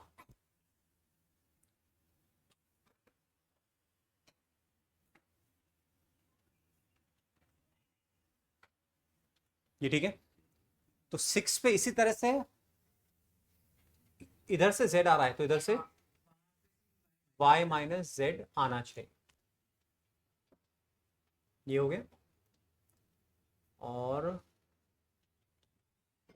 अब हमारा बचता है 3 पे, उधर से y माइनस z आ रहा है इधर। हाँ, क्या कह रहे हो। 4 से 3 में भी z हो जाए। फोर्स, क्योंकि जैसे 5 पे डिस्ट्रीब्यूशन हो रहा है, ये 5 और 4 आइडेंटिकल हैं, तो 4 पे भी उसी तरह से डिस्ट्रीब्यूशन होना चाहिए। तो इधर z डाला, इधर y माइनस z डाला, और इधर से z आ रहा है, इधर से y माइनस z। हाँ, तो ये twice of y minus z, सब में हो गया डिस्ट्रीब्यूशन। तो अब एक लूप में y और z में रिलेशन निकालो, एक और लूप में एक्स वाई जेड में रिलेशन निकालो। 3 लूप लेनी होगी, 2 लूप तो इसी में लेनी होगी जिससे अपन y और z को एलिमिनेट कर पाए, y और z तीनों x, दोनों x की टर्म्स में आए। और तीसरी लूप फिर अपने को बैटरी को इन्वॉल्व करते हुए लेनी होगी।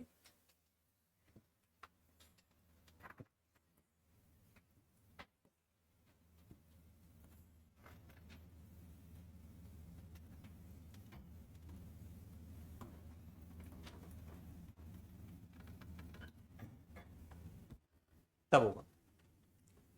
तो थोड़ा यहाँ पे ज्यादा नंबर ऑफ इक्वेशंस बनेंगी, थोड़ा ज्यादा सोचना पड़ रहा है, इसलिए तो ये एक स्पेसिफिक क्वेश्चन है, बाकी चैप्टर इस पर डिपेंडेंट नहीं है, ये बस एक स्पेसिफिक प्रॉब्लम है जिससे अपने को फेमिलियर होना है। डन।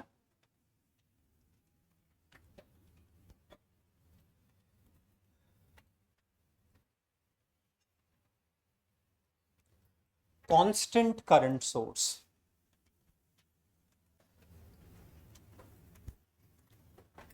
जैसे कांस्टेंट वोल्टेज सोर्स होता है, ऐसे अपन यहाँ पे बोल रहे हैं कांस्टेंट करंट सोर्स, एन भी डाल लेना।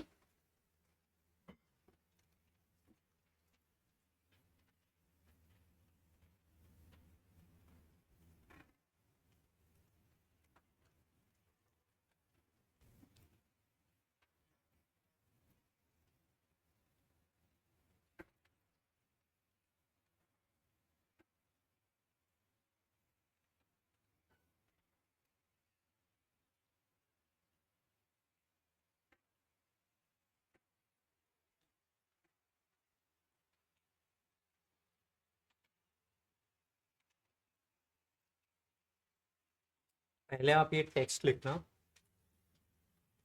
an EMF source connected with a resistor of large resistance acts as a source of constant current for a resistor of small value connected across it.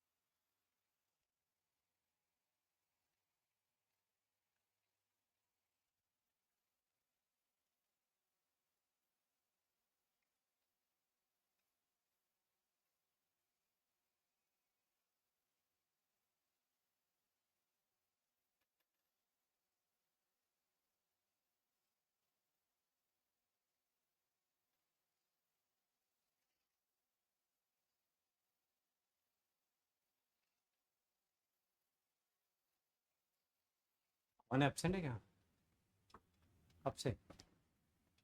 हाँ जी। दिव्यांश रेगुलर आ रहे हो? यश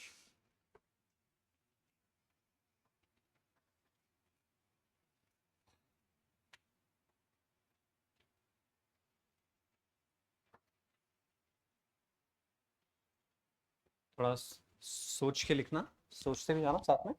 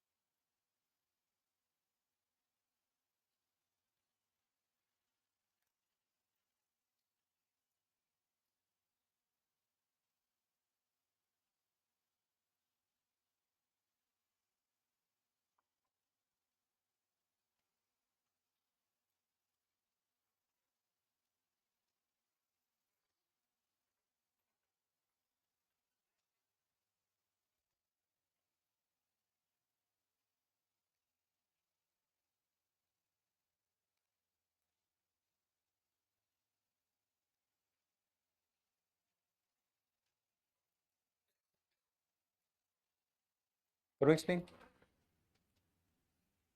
R be ready? Left वाला कर ले ताकि right वाला समझ पाओ। तो कांस्टेंट करंट सोर्स है ना, अपने पास एक बैटरी है, ई है, आर नॉट है।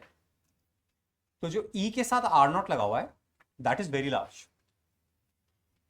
आर नॉट की वैल्यू बहुत बड़ी है, और ये साथ में लोड है कैपिटल आर। तो ऐसे में ये कैपिटल आर की वैल्यू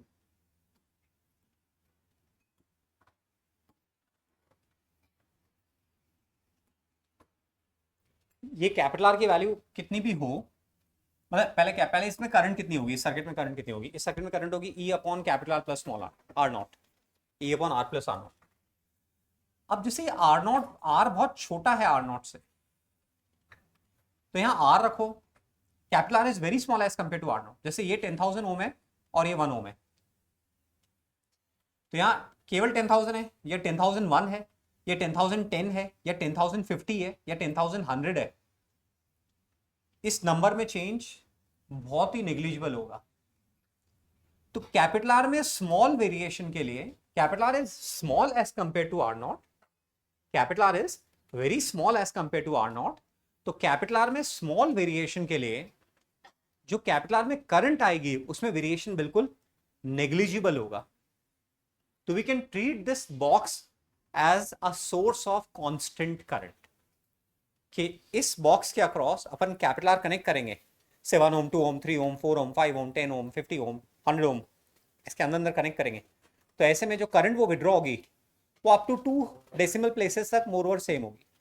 जैसे मैंने यहाँ पे इस न्यूमेरिकल के थ्रू समझाया कि 100 वोल्ट है, इधर 10,000 ओम लगा हुआ, अब मैं आर 0 से 100 के बीच में ले रहा हूँ। तो जब मैंने आर 0 लिया तो करंट कितनी आ रही है, 0.01 एम्पियर। मैंने आर 100 ओम लिया तो 100 upon 10,000 100, which is 1 upon 101. So that is 0.0099. मैंने सॉल्व करके दिखाया तो 0.0099। तो 2 डेसिमल प्लेसेस तक की कितनी आ रही वैल्यू, 0.01 ही आ रही। तो मतलब अपन कैपिटल आर को जब 0 से 100 के बीच में वेरी करा रहे हैं, तो जो करंट सोर्स से विड्रॉ हो रही है वो 0.01 एम्पियर विड्रॉ हो रही है। चाहे अपन यहाँ पे 1 ओम रख रहे हैं, 2 ओम रख रहे हैं, 5 ओम रख रहे हैं, 10 ओम रख रहे हैं, 15 ओम रख रहे हैं, करंट हमारी 0.01 एम्पियर आ रही है। तो ऐसे में हम इस बॉक्स को बोल रहे हैं सोर्स ऑफ कांस्टेंट करंट। ऐसे ओके? तो ये मैथमेटिकल अप्रोक्सीमेशन है। ये क्या है? Mathematical approximation. जैसे बैटरी को हम लोग कांस्टेंट वोल्टेज ले लेते हैं तब जबकि स्मॉल आर की कंपैरिजन में कैपिटल आर बहुत बड़ा है, तो करंट कितनी आएगी भाई? जैसे स्मॉल आर और कैपिटल आर सीरीज में है, स्मॉल आर और कैपिटल आर सीरीज में है, तो जो करंट आएगी वो आएगी E upon small R plus capital R. और इसके अक्रॉस वोल्टेज कितना, इस पे वोल्टेज ड्रॉप कितना होगा? I small R, which will be very small. तो मोर और पूरा वोल्टेज रफली किस पे आएगा? इस पर आएगा, क्योंकि स्मॉल आर बहुत छोटा है कैपिटल आर से। यदि स्मॉल आर बहुत छोटा है कैपिटल आर से तो यहां वोल्टेज ऑलमोस्ट ई के बराबर होगा, तो हम फिर इसको कांस्टेंट वोल्टेज मान लेते हैं यदि कैपिटल आर बहुत बड़ा है स्मॉल आर से, तो क्योंकि सारा वोल्टेज ऑलमोस्ट इसके अक्रॉस ही आएगा इसलिए। तो ऐसे ही कैपिटल आर बहुत छोटा है स्मॉल आर से, तो फिर कैपिटल आर में स्मॉल मॉडरेट वेरिएशन के लिए जो करंट में वेरिएशन आएगा वो बिल्कुल नेग्लिजिबल आएगा, तो हम फिर इस बॉक्स को सोर्स ऑफ कांस्टेंट करंट मान सकते हैं। तो इसको थियोरेटिकली आपसे पूछा जा सकता है मेंस में, बिट सेट में, एडवांस में, कि a large resistance connected in series with an EMF source acts as a source of constant voltage, as a source of constant current। तो आपको ध्यान आ जाएगा कि यार लार्ज रेजिस्टेंस EMF सोर्स के साथ कनेक्टेड है तो वो वर्चस्व किसकी तरह एक्ट करेगा? A source of constant current. But आपको मालूम होना चाहिए मैथमेटिकल अप्रोक्सीमेशन आ रहा है, मैथमेटिक्स के थ्रू आ रहा है ये, इसमें फिजिक्स का कोई काम नहीं है। तो ये अपने इस यहाँ पे समझा, और ये स्टैंडर्ड सिंबल है कांस्टेंट करंट सोर्स का। यदि ऐसे गोला बना हुआ उस पर आई नॉट लिखा हुआ है, इसका मतलब कि इसके थ्रू इससे करंट कितनी आएगी? हमेशा आई नॉट आएगी। कांस्टेंट करंट सोर्स का स्कीमेटिक सिंबल है। चलो यहां तक ठीक है? तो इसकी थ्योरी लिखवाई, यहां तक हो गया? ओके। अब मैं बोल रहा हूं यदि कांस्टेंट करंट सोर्स के साथ में एक आर नॉट और कनेक्टेड है, तो फिर जो करंट यहां पर आएगी वो एक्चुअली आर नॉट और आर पे डिपेंडेंट आएगी, क्योंकि वो करंट डिवाइड होगी दोनों में। तो इसको बोलेंगे रियल करंट सोर्स। इसमें आर में कितनी करंट जाएगी वो इस पर डिपेंड करेगा कि आर की वैल्यू कितनी है। ये कांस्टेंट करंट सोर्स है आइडियल, इसके साथ में एक लोड लगा, एक आर नॉट लगा हुआ है, तो ये जो बॉक्स है ये कहलाता है रियल करंट सोर्स। इसके अक्रॉस जब लोड लगाएंगे तो लोड में कितनी करंट जाएगी वो एक्चुअली आर नॉट और आर में डिवाइड होगी, तो आर की वैल्यू पर डिपेंडेंट आएगी। So the current delivered by the real source to load R will depend on the value of R. यदि कैपिटल आर 0 है तो ये शॉर्ट सर्किट हो जाएगा, तो पूरी करंट आई नॉट उसी में चली जाएगी, ठीक है? और कैपिटल आर इन्फिनिटी तो उसमें कोई करंट जाएगी नहीं। यहां लोड लगा रहा हूं मैं, इसके अक्रॉस लोड लगा रहा हूं, इसके अक्रॉस लोड लगा रहे हैं, तो उस लोड में करंट में एक्सट्रीम बता रहा हूं। लोड 0 कर दिया, यहां 0 वायर लगा दिया, फिर ये शॉर्ट सर्किट हो गया, तो पूरी करंट उसी के थ्रू जाएगी। तो आर 0 है तो आर के थ्रू करंट कितनी जाएगी? आई नॉट। और आर इन्फिनिटी है तो उसमें करंट घुस ही नहीं सकती, तो उसमें करंट कितनी आ रही है? 0। तो कैपिटल आर जैसे जैसे बढ़ाओगे उसमें करंट कम होती जाएगी। तो लोड में करंट जो आ रही है कांस्टेंट करंट सोर्स से, वो लोड की वैल्यू पर डिपेंडेंट आ रही है, इसलिए हम इसको बोल रहे हैं रियल करंट सोर्स। और यहां पे लोड की वैल्यू से इंडिपेंडेंट है, इसको बोल रहे हैं कांस्टेंट करंट सोर्स। बस इतना सा ध्यान रखना है, ऐसे काम की इंपॉर्टेंट नहीं है, बस थियोरेटिकली अपने को ध्यान रखना है। वापस से बता रहा हूं, यदि कांस्टेंट करंट सोर्स के साथ एक आर नॉट और लगा हुआ है, अब इस ये हमारा पूरा बॉक्स है। जैसे ईएमएफ सोर्स के साथ स्मॉल आर लगा होता है तो रियल ईएमएफ सोर्स बन जाता है। एक आइडियल ईएमएफ सोर्स होता है जिसमें केवल ईएमएफ वाला सिंबल ही होता है, स्मॉल आर नहीं होता। और एक रियल ईएमएफ सोर्स होता है जिसमें कि स्मॉल आर भी साथ में होता है। तो कैपिटल आर पे कितना वोल्टेज आता है उस पर डिपेंड करता है कि स्मॉल आर की वैल्यू कितनी है। सेम वे में ये constant current source I not ideal, यदि इसके साथ में पैरेलल में रेजिस्टेंस लगा हुआ है तो ये कहलाता है हमारा रियल करंट सोर्स। तो ये बाहर वाले सर्किट को कितनी वैल्यू देगा करंट की, वो इस पर डिपेंड करेगा बाहर का लोड कितना है। लोड 0 है तो पूरी करंट आई नॉट उसी को दे देगा। लोड इन्फिनिटी है तो कोई करंट उसमें जाएगी नहीं। तो बाहर लोड में से कितनी करंट जाएगी जो एक्सटर्नल रजिस्टर लगा रहे हैं उस पर डिपेंड कर रहा है कि उस लोड की वैल्यू कितनी है, तो इसलिए इसको रियल करंट सोर्स बोलते हैं। दक्ष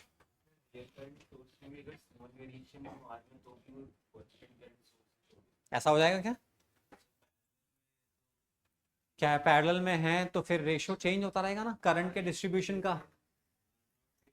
are less than R naught है, R very very less than R naught है, तो फिर उस केस में सारी करंट कैपिटल आर के थ्रू ही जाएगी, है ना? ठीक, अप्रोक्सीमेशन है वो तो ठीक चलेगा। तो ये एक जस्ट ये चैप्टर इस पर डिपेंडेंट नहीं है। किरचॉफ्स लॉ पे चैप्टर डिपेंडेंट था, सीरीज पैरेलल पे चैप्टर डिपेंडेंट था। ये तो स्पेसिफिक एप्लीकेशंस हैं कि भाई एक कांस्टेंट करंट सोर्स नहीं भी समझ में आया, होल्ड कर सकते हैं। बात समझ रहे हो? होल्ड कर सकते हैं भाई, इसको सीख लेंगे। चैप्टर इस पर डिपेंडेंट नहीं है, एक स्पेसिफिक पॉइंट है। थेवेनिन नहीं समझ में आया, चैप्टर उस पर डिपेंडेंट नहीं है। स्टार डेल्टा नहीं समझ में आया, कोई दिक्कत नहीं है। और जो बेसिक अपन ने पढ़ा, Kirchhoff's law, series parallel, Wheatstone, वो एकदम क्लैरिटी के साथ आनी चाहिए। हाँ, volt meter constant current source कैसे होगा? वोल्ट मीटर कहाँ गया? वोल्ट मीटर में ईएमएफ थोड़ी होता है, इसलिए। ओके, अब हम बात करते हैं सुपरपोजिशन प्रिंसिपल की। आपने सेट में से पढ़ा क्या किसी ने सुपरपोजिशन प्रिंसिपल? सेट देखते ही नहीं हो। अब नहीं दे, आपको केवल सी एक्सरसाइज दे दें, फिर थ्योरी वोरी हटा दें सारी। फालतू में जेरोक्स की बर्बादी होती है, पेजेस की बर्बादी होती है, खुलते ही नहीं हो, देखते ही नहीं हो। एक बार देखा करो उसको, रीड किया करो एक बार, टेक्स्ट रीड करने की आदत रखो। फिर एग्जाम में टेक्स्ट रीड करने में बहुत समय लगता है। कुछ पढ़ते हो डेली? रीड करते हो क्या कुछ डेली? कुछ पन्ने रीड करते हो क्या डेली, नॉवेल के अलावा? आद्या, क्या रीड करती हो? कौन सी नॉवेल? ऑलराइट, मतलब ऐसी कोई चीज जिससे थोड़ी पर्सनालिटी इंप्रूवमेंट हो, थिंकिंग पैटर्न इंप्रूवमेंट हो, ठीक है। और कोई कुछ पढ़ता है? देखते तो हम बहुत हैं केशव, पढ़ते हैं कुछ या देखना भी कम कर दिया है? पढ़ते हो? कौन सा पढ़ते हो? रोज पढ़ते हो या पहले की याद है? कब से? एक हफ्ते पहले से, ठीक है। और कोई कुछ पढ़ता है? हाँ, रीड करते हो कुछ? Dainik Bhaskar, actually English read करना जरूरी है इस समय, क्योंकि एग्जाम इंग्लिश में आएगा ना, इसलिए। ठीक है, और कोई कुछ पढ़ता है? कोई कुछ नहीं रीड करता, कुछ भी रीड नहीं करते हो दिन भर में? ऐसे आप देखो, आप दिन भर में कितना टेक्स्ट रीड करते हो? कितना टेक्स्ट रीड करते हो? केमिस्ट्री की बुक पढ़ते हो? मैकमरी या ऑर्गेनिक वाली? ऑर्गेनिक की कौन सी बताई सर ने?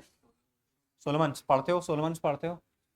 नहीं, वो तेरी मना कर रखा है, फिर तो कंट्रोवर्शियल मैटर हो गया, मैं टच नहीं करूंगा इसको। छोड़ देते हैं फिर इसको, ठीक है। तो फिर क्यों पढ़ते हो? सर ने मना करा? हाँ, सर ने ही बोल रखा है कि पढ़ो।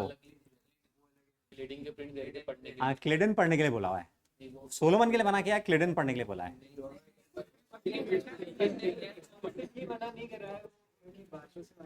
उनकी वापस बोलो, मैंने सुना नहीं।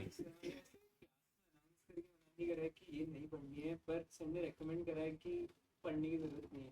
टाइम ज़्यादा लगेगा, दिमाग पे जोर ज़्यादा पड़ेगा, क्योंकि सर क्लास में कवर कर रहे हैं। परफेक्ट है, परफेक्ट। और कोई कुछ कह रहा है?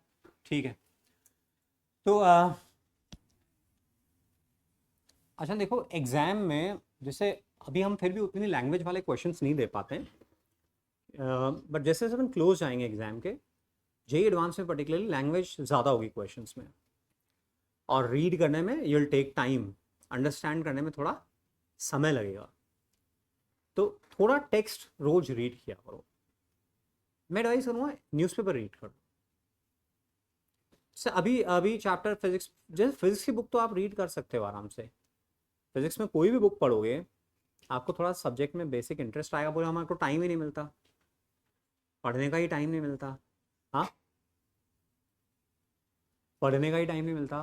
पास टाइम की तरह उसको ले सकते हो, 15 से 20 मिनट, कि आप 2 से 3 पन्ने रीड कर लो। सर न्यूक्लियर फिजिक्स में भी लास्ट टाइम आपको सीरीज डीके, पैरेलल डीके, वो सब कराया, बट वो बुक में नहीं होगा। वैसे रेडियो एक्टिव सीरीज पढ़ाई, alpha decay, beta decay, gamma decay पढ़ाया।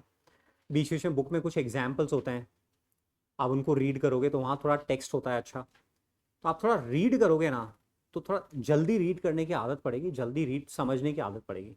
तो फिजिक्स की बुक इसमें हेल्प करेगी। थोड़ा एक टाइम्स ऑफ इंडिया पढ़ लो, पन्ने 2 पन्ने। आप स्पोर्ट्स फॉलो करते हो, आप ऑन करंट अफेयर्स फॉलो करते हो, करंट अफेयर्स फॉलो करते हो, कुछ भी 2 पन्ने आप न्यूज़पेपर के पढ़ लो। एक जगह टिक के, मतलब न्यूज़ आप विजुअल मीडिया से मत लो, आप बुक्स अपने न्यूज़पेपर से रीड कर लो, पन्ना एक पन्ना दो पन्ना वहाँ से रीड कर लो, कुछ आर्टिकल्स रीड कर लो, तो थोड़ा दिमाग भी फ्रेश होगा और अपनी रीडिंग एबिलिटी बढ़ रही है। प्लस हेलेड रेसनिक यूनिवर्सिटी फिजिक्स या एच सी वर्मा किसी से भी जो ऑनगोइंग चैप्टर है उसको थोड़ा सा रीड कर लो। थोड़ा रीड करना आपको एग्जाम में स्पीड बढ़ाने में हेल्प करेगा, कॉम्प्रिहेंशन को समझने में थोड़ा हेल्प करेगा, कॉन्टेक्स्ट समझने में थोड़ा जल्दी हेल्प करेगा। तो पढ़ना है, थोड़ा थोड़ा पढ़ना है, ठीक है। तो ये बात हो गई, सुपरपोजिशन प्रिंसिपल की हम बात कर रहे थे।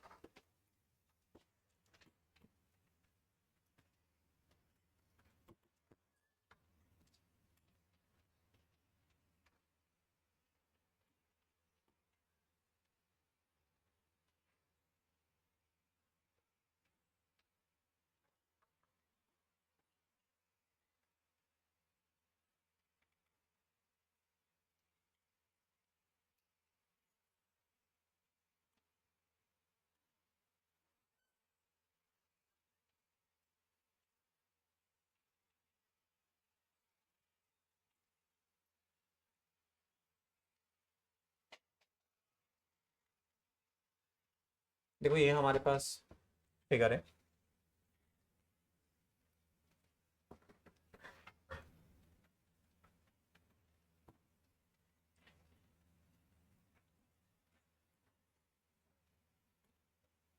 ये बना लो फिगर, ऊपर हेडिंग डालना है superposition principle.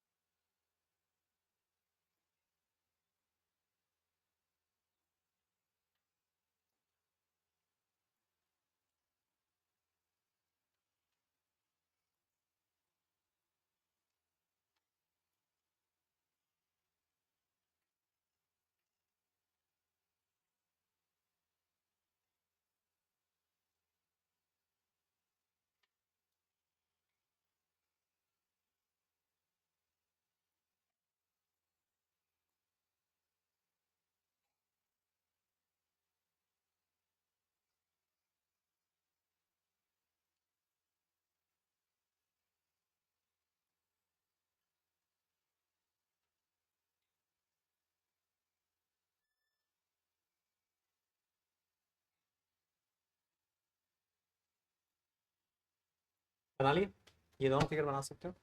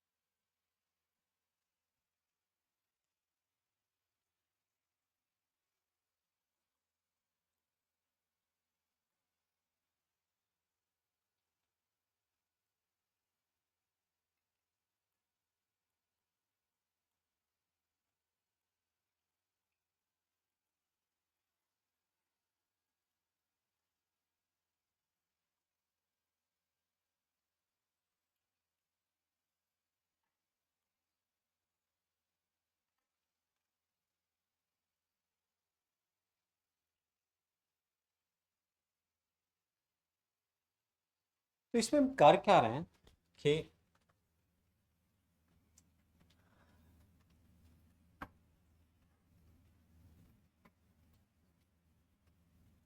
we find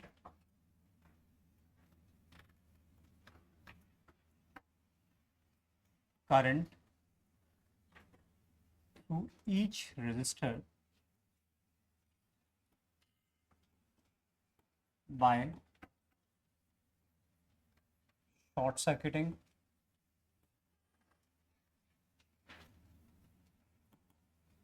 all the batteries except one battery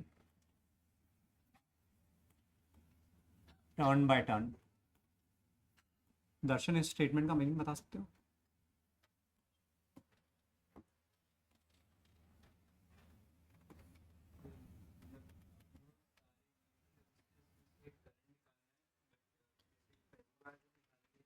एक बैटरी को किसी एक बैटरी को या सबको करते ही सबको करना है? एक को छोड़ के, फिर सेकंड को छोड़ के बाकी सबको करना है, फिर थर्ड को छोड़ के बाकी सबको करना है, और फिर उनको सुपर इम्पोज कर देना है। ठीक है, तो हम ऐसा क्यों करेंगे? तो बहुत लंबा हो रहा है, हम तो बहुत फास्ट कर लेंगे इससे। तो मैं समझाऊंगा एक किस कॉन्टेक्स्ट में काम आएगा। इसके लिए प्रॉब्लम ही स्पेसिफिकली डिजाइंड होगी। तो बना ली फिगर, बना ली?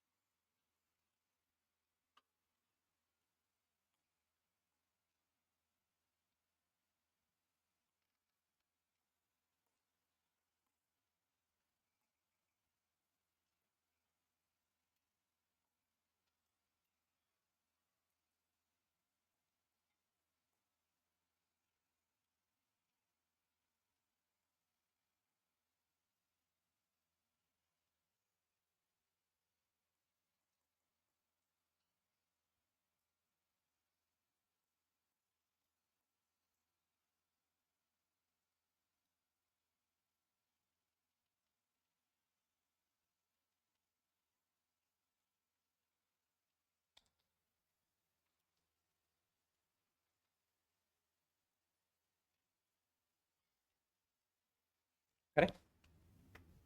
तो ये एक सिंपल सर्किट गिवन है, इसको हम कई तरह से सॉल्व करना जानते हैं। लूप लॉ से, जंक्शन लॉ से, बैटरीज के कॉम्बिनेशन से, है ना, हम सॉल्व करना जानते हैं। अब हम क्या सजेस्ट कर रहे हैं? हम सजेस्ट कर रहे हैं इसको एक नई मेथड से सॉल्व करने की, जिसका हम सुपरपोजिशन प्रिंसिपल कह रहे हैं। हम कह रहे हैं एट अ टाइम एक बैटरी को कंसिडर करो। तो अपन ने दक्ष E1 को कंसिडर किया, E2 को शॉर्ट सर्किट कर दिया, E2 की जगह वायर लगा दिया। तो भाव E2 की जगह वायर लगाया, तो यहाँ तनिष्क वायर लगा दिया अपन ने, तभी नॉर्मल सीरीज पैरेलल का सर्किट हो गया। 12 6 72 अपॉन 18 4, 4 + 3 7। करंट, मेन करंट आ रही है 21/7, 3 इधर आ रही है, तो 3 3 9, यहाँ पे वोल्टेज ड्रॉप हो गया। तो इधर बचा 12, इधर 12 बचा, तो 12/6, 2 इधर आ गई, 12/12, 1 इधर आ गई, और रिसॉल्व हो गया पूरा सर्किट। Yes no? तो अपन ने पहले बैटरी 2 को शॉर्ट सर्किट किया, बैटरी 1 रखते हुए करंट निकाल ली। अब बैटरी 1 शॉर्ट सर्किट की, बैटरी 2 रखी, ये दोनों पैरेलल।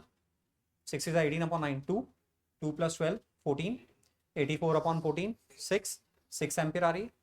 12 6 72, 72 वोल्टेज ड्रॉप यहाँ आ गया, तो 12 इधर बचा, 12/6, 2 इधर, 12/3, 4 इधर, हो गया सॉल्व ओरली। अब इनको सुपर इम्पोज कर दो विथ साइन, 3 इधर जा रही है, 4 इधर आ रही है, नेट कितनी हो गई? 1। 3 राइट में जा रही है, 4 राइट लेफ्ट में आ रही है, तो नेट कितनी होगी? 1 एम्पियर लेफ्ट में, इसमें 2 इधर जा रही है, 2 इधर जा रही है, 4 इधर, 6 इधर जा रही है, 5 इधर जा रही है, नहीं 6 और 1 तो कितनी हुई 5 एम्पियर। तो ये सॉल्व हो गया। तो ये सुपरपोजिशन प्रिंसिपल। अभी तो पूरा डेटा गिवन होगा तो हम इस तरह पसंद नहीं करेंगे सॉल्व, हम अपने यूजुअल मेथड से सॉल्व करेंगे। ये स्पेसिफिकली इस तरह की प्रॉब्लम में है। मैं बोल रहा हूँ कि फॉर E1 बराबर 6 वोल्ट, E2 बराबर 0, I1 is 3 ampere, I2 is 1 ampere. For E1 बराबर 0, E2 बराबर 9 volt, I1 is 2 ampere, I2 is 5 ampere. For E1 बराबर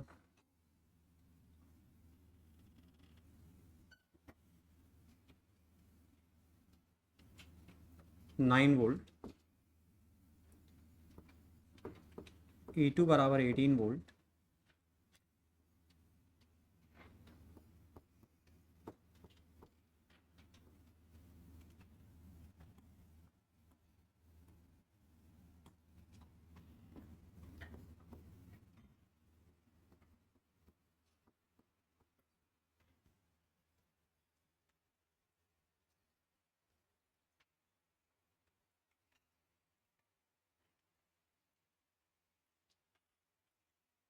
अब यहाँ R1 R2 R3 कुछ नहीं गिवन है। तो ये प्रॉब्लम स्पेसिफिकली डिजाइन किसके लिए? सुपरपोजिशन प्रिंसिपल के लिए।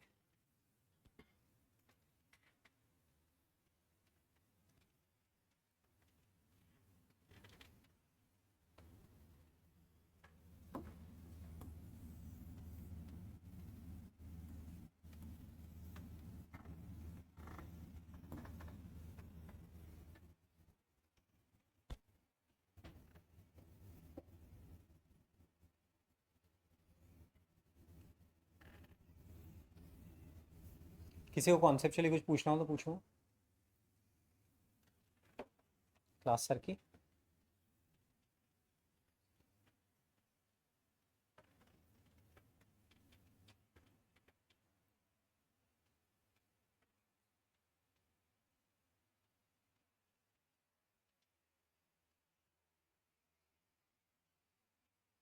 यदि हमने EMF कनेक्ट चेंज किया है तो हम क्या करेंगे, करंट भी उसी प्रपोर्शन में चेंज कर देंगे, करंट भी उसी प्रपोर्शन में चेंज कर देंगे।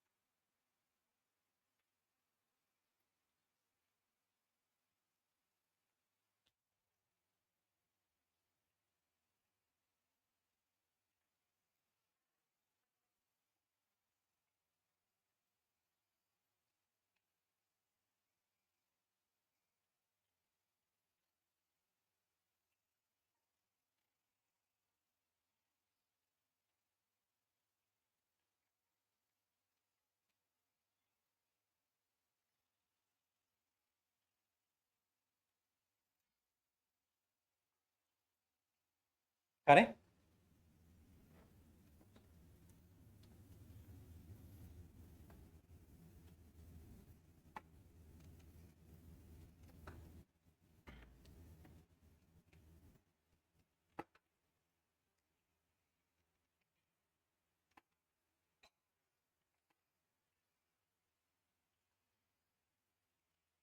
तो E1 का इफेक्ट देखें। E1 का इफेक्ट 6 है तो 3 इधर जा रही है, ऑब्वियसली इधर ही जाएगी, डायरेक्शन तो इसके हिसाब से आएगी। तो जब E1 6 है तो I1 3, तो 3 क्लॉक होगी एंटी क्लॉक होगी? क्लॉक होगी, 3 इधर। अब 9 है तो कितना टाइम्स कर दिया? 3/2 टाइम्स, 1.5 टाइम्स। तो 1.5 टाइम्स कर दिया तो I1 भी 1.5 टाइम्स हो जाएगी, तो कितनी हो जाएगी? तो 4.5 हो जाएगी। तो ये वाली करंट हो गई 4.5। ठीक है, हाँ EMF के प्रोपोर्शनलिटी में आएगी ना करंट, क्योंकि सब जगह E बाय समथिंग आया, E by something, E by something. तो E आप जिस प्रोपोर्शन में चेंज करोगे करंट उसी प्रोपोर्शन में चेंज होगी। तो ये 1.5 टाइम्स हुआ तो ये वाली करंट भी 1.5 टाइम्स होगी, और ये वाली भी 1.5 होगी। कितनी होगी? 1.5 ही होगी। और ऑब्वियसली इसकी वजह से करंट उधर जाएगी या इधर आएगी? उधर जाएगी। तो 1.5 इधर, तो इधर कितनी बची? ये हो गया। अब E2 का इफेक्ट देखो, E2 से 9 है तो करंट ऐसे आएगी और ऐसे जाएगी, यस नो? तो E2 9 है, डबल कर दिया तो I1 4 हो गई, बट I1 की डायरेक्शन किधर होगी? ऐसे होगी। तो I1 की डायरेक्शन होगी ऐसे 4, और I2 है 5, तो कितनी होगी? 10। तो 10 आ रही है, 4 इधर जा रही है, तो इधर 6। तो अब इन दोनों को मिला के नेट करंट मालूम पड़ रही है कितनी? 10 माइनस 1.5, 8.5। 8.5 में से 9 इधर आ रही है और 0.5 उधर से आ रही है, तो 0.5, 8.5 और 9 ऐसे जा रही है। तो ये क्वेश्चन स्पेसिफिकली डिजाइंड ही सुपरपोजिशन प्रिंसिपल के लिए। ये आएगा तो हम कर लेंगे, अदरवाइज थोड़ा सा स्ट्रक सा फील करेंगे, इसलिए।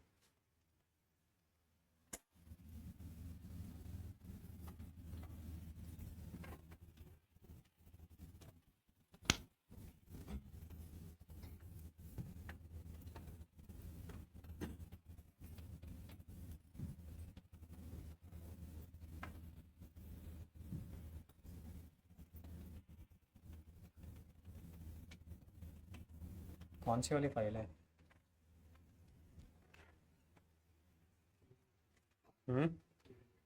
ये वाली है।